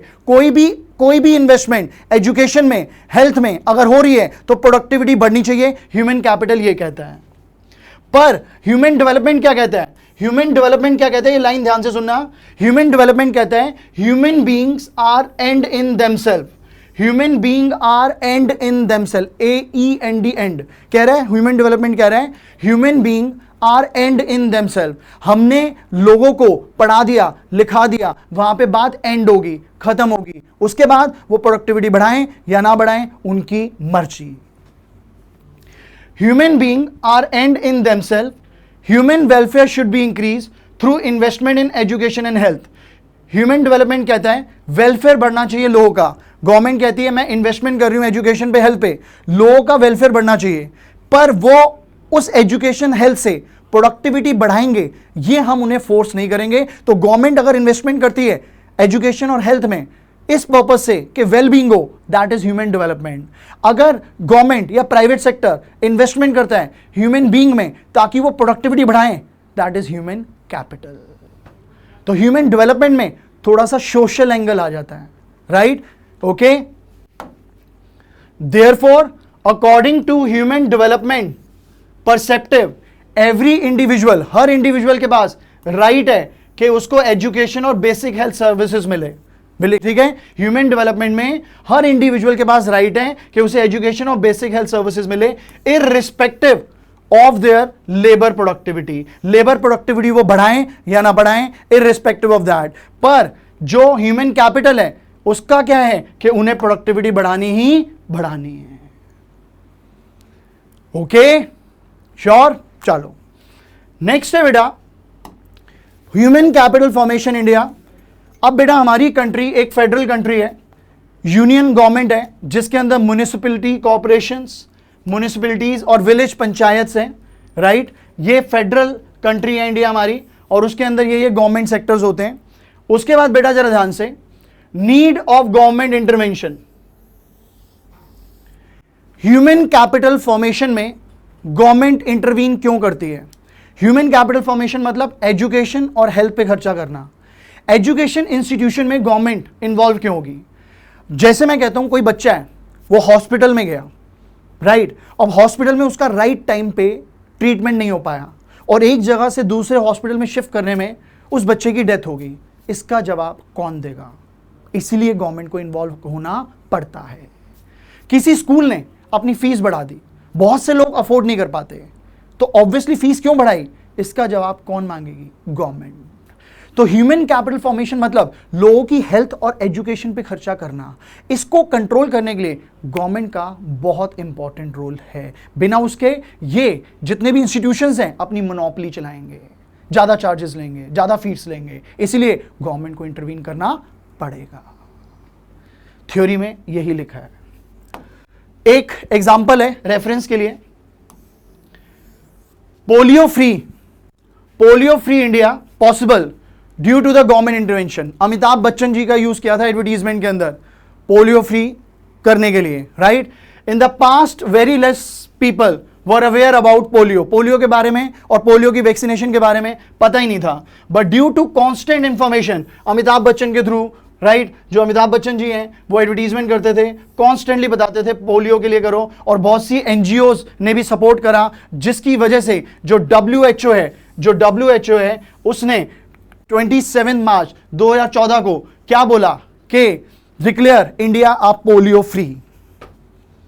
27 मार्च 2014 में वर्ल्ड हेल्थ ऑर्गेनाइजेशन ने डिक्लेयर किया कि इंडिया पोलियो फ्री है, और ये अवेयरनेस पोलियो के लिए किसने फैलाई? गवर्नमेंट ने, और बहुत से एनजीओज ने भी मदद करी। तो कहने का मतलब क्या है? गवर्नमेंट का इंटरवेंशन जरूरी है, अगर बात रिलेटेड हेल्थ हो, ये हेल्थ का एग्जांपल है, या बात रिलेटेड एजुकेशन हो। रेगुलेटरी अथॉरिटी, हमारे देश में मेडिकल एजुकेशन की अथॉरिटीज हैं। अब जैसे मैं आपको बोलता हूं एजुकेशन की अथॉरिटी में क्या है? NCERT, national council of education research and training, NCERT, फिर यूजीसी, यूनिवर्सिटी ग्रांट कमीशन, फिर AICTE, all India council of technical education, right. और हमारे हेल्थ के अंदर आईसीएमआर है। आईसीएमआर का नाम आपने कोविड में बहुत सुना होगा, Indian council for medical research. ये मेरे रेगुलेटरी अथॉरिटीज हैं एजुकेशन और हेल्थ की। Basic education and health care fundamental right है हर बच्चे का कि उसे एजुकेशन और हेल्थ मिलनी चाहिए, राइट बेटा, बहुत बेसिक है, ठीक है। अब एक चीज बताना है, बोथ यूनियन और स्टेट गवर्नमेंट जो है ना, वो अपने खर्चे बढ़ा रहे हैं एजुकेशन के ऊपर और हेल्थ फैसिलिटी देने के लिए। गवर्नमेंट का एक्सपेंडिचर एजुकेशन पे, ठीक है, और गवर्नमेंट का एक्सपेंडिचर जीडीपी में से कितना प्रोपोर्शन गवर्नमेंट एजुकेशन के ऊपर खर्चा कर रही है, ये गवर्नमेंट डिसाइड करती है। तो पहला है as a percentage of total government expenditure. अब बेटा it indicates the importance of education in the scheme of things before the government. मतलब ये वो परसेंटेज है जैसे सर्व शिक्षा अभियान, ये अभियान चले, कोई भी गवर्नमेंट स्कीम निकालती है, वो स्कीम निकालने से पहले गवर्नमेंट कितना ऑलरेडी पहले खर्चा कर चुकी है एजुकेशन पे, ये स्कीम निकालने से पहले गवर्नमेंट को बताया जाता है। इसे हम कहते हैं as a percentage of total government expenditure. As a percentage of GDP क्या होता है? It express the proportion of income spend on the development of education in a country. हम कितना प्रोपोर्शन एजुकेशन की डेवलपमेंट पे खर्चा कर रहे हैं, स्कूल्स बनाने में खर्चा कर रहे हैं, कितना पोर्शन जीडीपी का हम एजुकेशन पे खर्चा कर रहे हैं, जीडीपी का कितना परसेंटेज हम एजुकेशन पे खर्चा कर रहे हैं, that is percentage of GDP. फिर बेटा जरा ध्यान से समझना, कह रहे हैं to increase education expenditure has not been uniform. Education पे खर्चा कांस्टेंट रेट पे नहीं हो रहा, बड़ा इर्रेगुलर है, कभी ज्यादा कभी कम, राइट। गवर्नमेंट एजुकेशन पे खर्चा कांस्टेंट रेट पे नहीं करी, कभी ज्यादा कभी कम, बट ओवरऑल देखें कुछ प्राइवेट एंटरप्राइजेज हैं वो भी खर्चा करती हैं, और बहुत से हमारे फिलॉन्थ्रपिस्ट हैं, चैरिटेबल इंस्टीट्यूशंस हैं, वो भी पैसा खर्च करते हैं। फिलॉन्थ्रपिक कौन होते हैं बेटा? जैसे रतन टाटा जी हैं, जो वेलफेयर के लिए बहुत पैसा डोनेट करते थे, वेलफेयर के लिए बहुत पैसा डोनेट करते थे रतन टाटा जी, ठीक है। ये होते हैं फिलॉन्थ्रप, ओके, पक्का। तो कहने का मतलब क्या है, गवर्नमेंट के खर्चे इरेगुलर थे, पर बहुत से प्राइवेट बंदे और बहुत से सोशल वेलफेयर वाले बंदे, राइट, जैसे रतन टाटा जी, वो खर्चा करते थे। इसलिए एजुकेशन पे खर्चा हमारे देश में अभी भी क्या है, हायर है, ज्यादा है। गवर्नमेंट की वजह से नहीं, इन लोगों की वजह से भी। Important points about government expenditure. यार आपको पता है प्राइमरी एजुकेशन क्या होती है? प्राइमरी होती है फर्स्ट क्लास से लेके 5th क्लास तक। फिर मिडिल क्या होती है हमारी? 6th क्लास से 8th क्लास तक, ठीक है बेटा। जो एलिमेंट्री खर्चा है, मतलब फिर उसके बाद बेटा हमारी हायर क्या होती है? 9th से 12th। फिर उसके बाद टर्शरी एजुकेशन क्या होती है? टर्शरी एजुकेशन होता है कॉलेजेस। अब मेरी बात सुनना ध्यान से, हमारे देश में स्कूल बहुत ज्यादा हैं, तो मैं कहता हूं एलिमेंट्री एजुकेशन के ऊपर ना, ध्यान से सुनना ये वाली बात जो मैं कह रहा हूं, एलिमेंट्री एजुकेशन के ऊपर खर्चा बहुत ज्यादा हो रहा है, ठीक है। एलिमेंट्री मतलब प्राइमरी और मिडिल लेवल पे, और 9th 10th भी मिला लो, इस पे खर्चा ज्यादा हो रहा है। पर अगर मैं बोलूं पर हेड खर्चा जो है वो टर्शरी, पर हेड खर्चा जो है वो एलिमेंट्री में कम है, टर्शरी में ज्यादा है। क्यों ज्यादा है? टर्शरी का मतलब क्या होता है? टर्शरी का मतलब होता है कॉलेजेस, हायर लेवल स्टडीज जो करते हैं। हमारे देश में हायर लेवल स्टडीज पे ज्यादा खर्चा हो रहा है एज कंपेयर टू एलिमेंट्री। क्या बात कर रहे हो सर, ऐसा कैसे हो सकता है? यार लॉजिक समझना, जो मैं बोलूंगा, जो मैं बोलना चाह रहा हूं सुनो। हमारे देश में स्कूल लाखों हैं, अगर लाखों पे कुछ करोड़ों रुपए खर्च किया तो हर स्कूल को बहुत कम पैसा मिलेगा। हमारे देश में कॉलेजेस कम हैं और उनको भी करोड़ों रुपए मिल रहे हैं, तो पर कॉलेज को पैसा ज्यादा मिल रहा है, पर कॉलेज पे खर्चा ज्यादा हो रहा है। पर स्कूल्स इतने सारे हैं, तो जो स्कूल्स हमारे बहुत ज्यादा हैं, मतलब टोटल ज्यादा खर्चा तो ऑब्वियसली अगर मैं देखूं स्कूलों पे ही होगा, कॉलेजेस पे खर्चा कम होगा। पर मैं पर स्कूल और पर कॉलेज की बात करूं तो पर कॉलेज में खर्चा ज़्यादा है, पर स्कूल को रेशो कम मिल रहा है, क्योंकि स्कूल ज़्यादा हैं, कॉलेजेस कम हैं। हमारे देश में 50 लाख स्कूल हैं, और 50 लाख स्कूल को करोड़ों रुपए मिला तो हर स्कूल को थोड़ा थोड़ा पैसा मिलेगा ना यार। हमारे देश में 5 लाख कॉलेजेस हैं, अगर 5 लाख कॉलेजेस को करोड़ों रुपए मिलेगा तो हर कॉलेज को अच्छा अमाउंट मिल जाएगा, क्योंकि कॉलेजेस कम हैं। ओवरऑल खर्चा हमारा एलिमेंट्री एजुकेशन पे ज़्यादा होता है, ओवरऑल खर्चा, पर हेड पैसा एक्सपेंडिचर कॉलेजेस में ज़्यादा हो रहा है। और कॉलेजेस जाने वाले लोग जो हैं वो फ्यू हैं, वेरी फ्यू हैं, राइट, ओके। अब बेसिकली क्या है, बंदे कहेंगे फिर कॉलेजेस पे खर्चा कम कर दो। ना ना ना ना ना, जो कॉलेजेस में जा रहे हैं वो ऑब्वियसली अच्छा ह्यूमन कैपिटल बन रहे हैं, और वो एलिमेंट्री लेवल पे अच्छी एजुकेशन देके फ्यूचर में उनको भी अच्छा ह्यूमन कैपिटल बनाने की कोशिश कर रहे हैं। तो खर्चा टर्शरी पे कम कर दो, कहना गलत है, बराबर रखो, कम मत करो। ये जो मैंने बात बताई है, यही बात यहां लिखी हुई है। On an average government spend less on tertiary education. Tertiary मतलब कॉलेजेस के ऊपर खर्चा कम हो रहा है, मतलब ऑन एन एवरेज, पर एक्सपेंडिचर पर स्टूडेंट टर्शरी सेक्टर में ज्यादा है। क्यों? क्योंकि कॉलेजेस के हैं, कम है। यही बात लिखी है जो मैंने बताई है बेटा, ओके।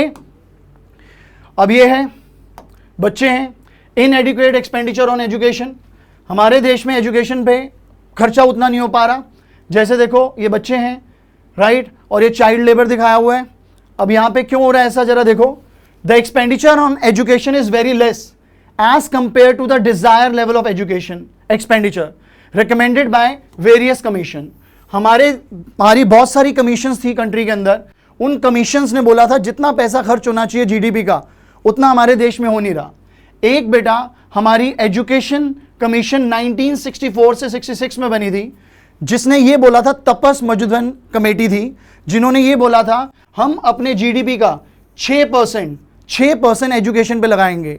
अगर हमने अपने जीडीपी का 6% तब से अब तक लगाया होता तो हमारे देश में इलिटरेसी रेट 0 होता बेटा, पर ऐसा नहीं हुआ। ओके, नेक्स्ट बेटा, provision of free and compulsory education. Tapas Majumdar committee है जो इंडियन गवर्नमेंट ने 1999 में अपॉइंट करी थी। उन्होंने 137 लाख करोड़ पे 10 साल में खर्च किया और लोगों को एजुकेशन दी। एक बेटा हमारा राइट था, राइट टू एजुकेशन एक्ट। ये जो एक्ट है, इस एक्ट में ये बताया था कि इंडिया के अंदर फ्री एजुकेशन का राइट हर एक इंडियन का है और हर बच्चा जो 6 साल से 14 साल के बीच में है वो एजुकेशन लेगा। ये राइट ऑफ एजुकेशन एक्ट के अंदर लिखा था। गवर्नमेंट ने 2% एजुकेशन सेस भी लगाया था। आपको पता होगा टैक्स लगता है, एजुकेशन सेस भी लगाया था और ये एजुकेशन सेस से जो पैसा आया था उस पैसे को गवर्नमेंट ने स्कीम के ऊपर खर्च किया था। ठीक है, नेक्स्ट है important definition of education. Education की इंपॉर्टेंट डेफिनेशन में पहला है adult literacy rate. Adult literacy rate क्या होता है बेटा? कि total population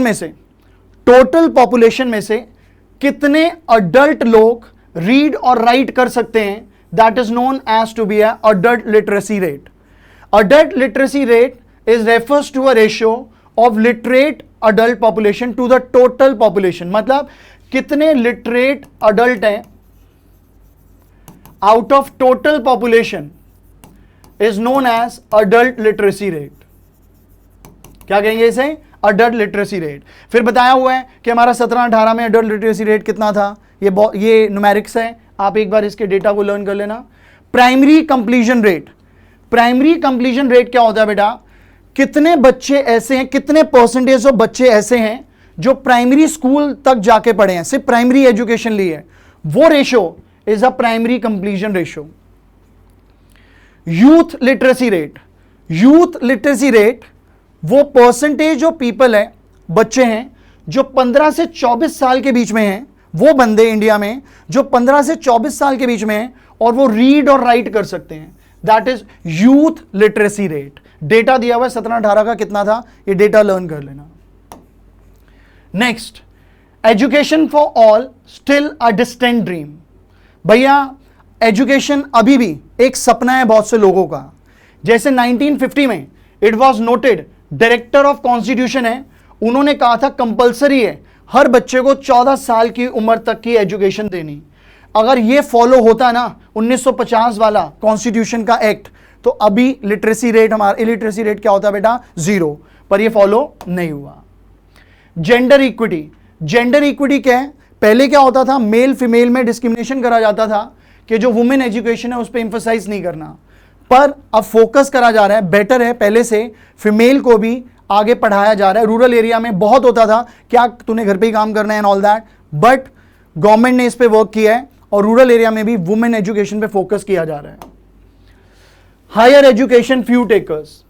tertiary expenditure colleges के अंदर बहुत ही कम लोग पहुंच पाते हैं, right. According to NSSO data 2011-12 के अंदर जो रेट ऑफ अनएम्प्लॉयमेंट है यूथ का ग्रेजुएशन लेवल पे रूरल एरिया में, वो कितना था बेटा? 19%। यूथ जो है रूरल एरिया में, राइट, वो हायर स्टडीज नहीं कर पाते बिकॉज ऑफ फंड्स। तो हायर एजुकेशन के जो टर्शरी सेक्टर है, टर्शरी का मतलब क्या है? कॉलेजेस में बहुत कम लोग पहुंच पाते हैं।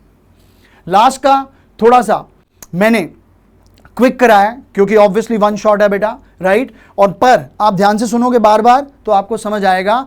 Thank you so much for giving a time. This is me and God bless you all. I try my level best कि आपको अच्छे से समझ आ जाए और मैं बिलीव करता हूं कि आपको बहुत अच्छे से समझ आया होगा। Thank you so much. सत श्री अकाल, राइट, आदाब, टाटा, बाय।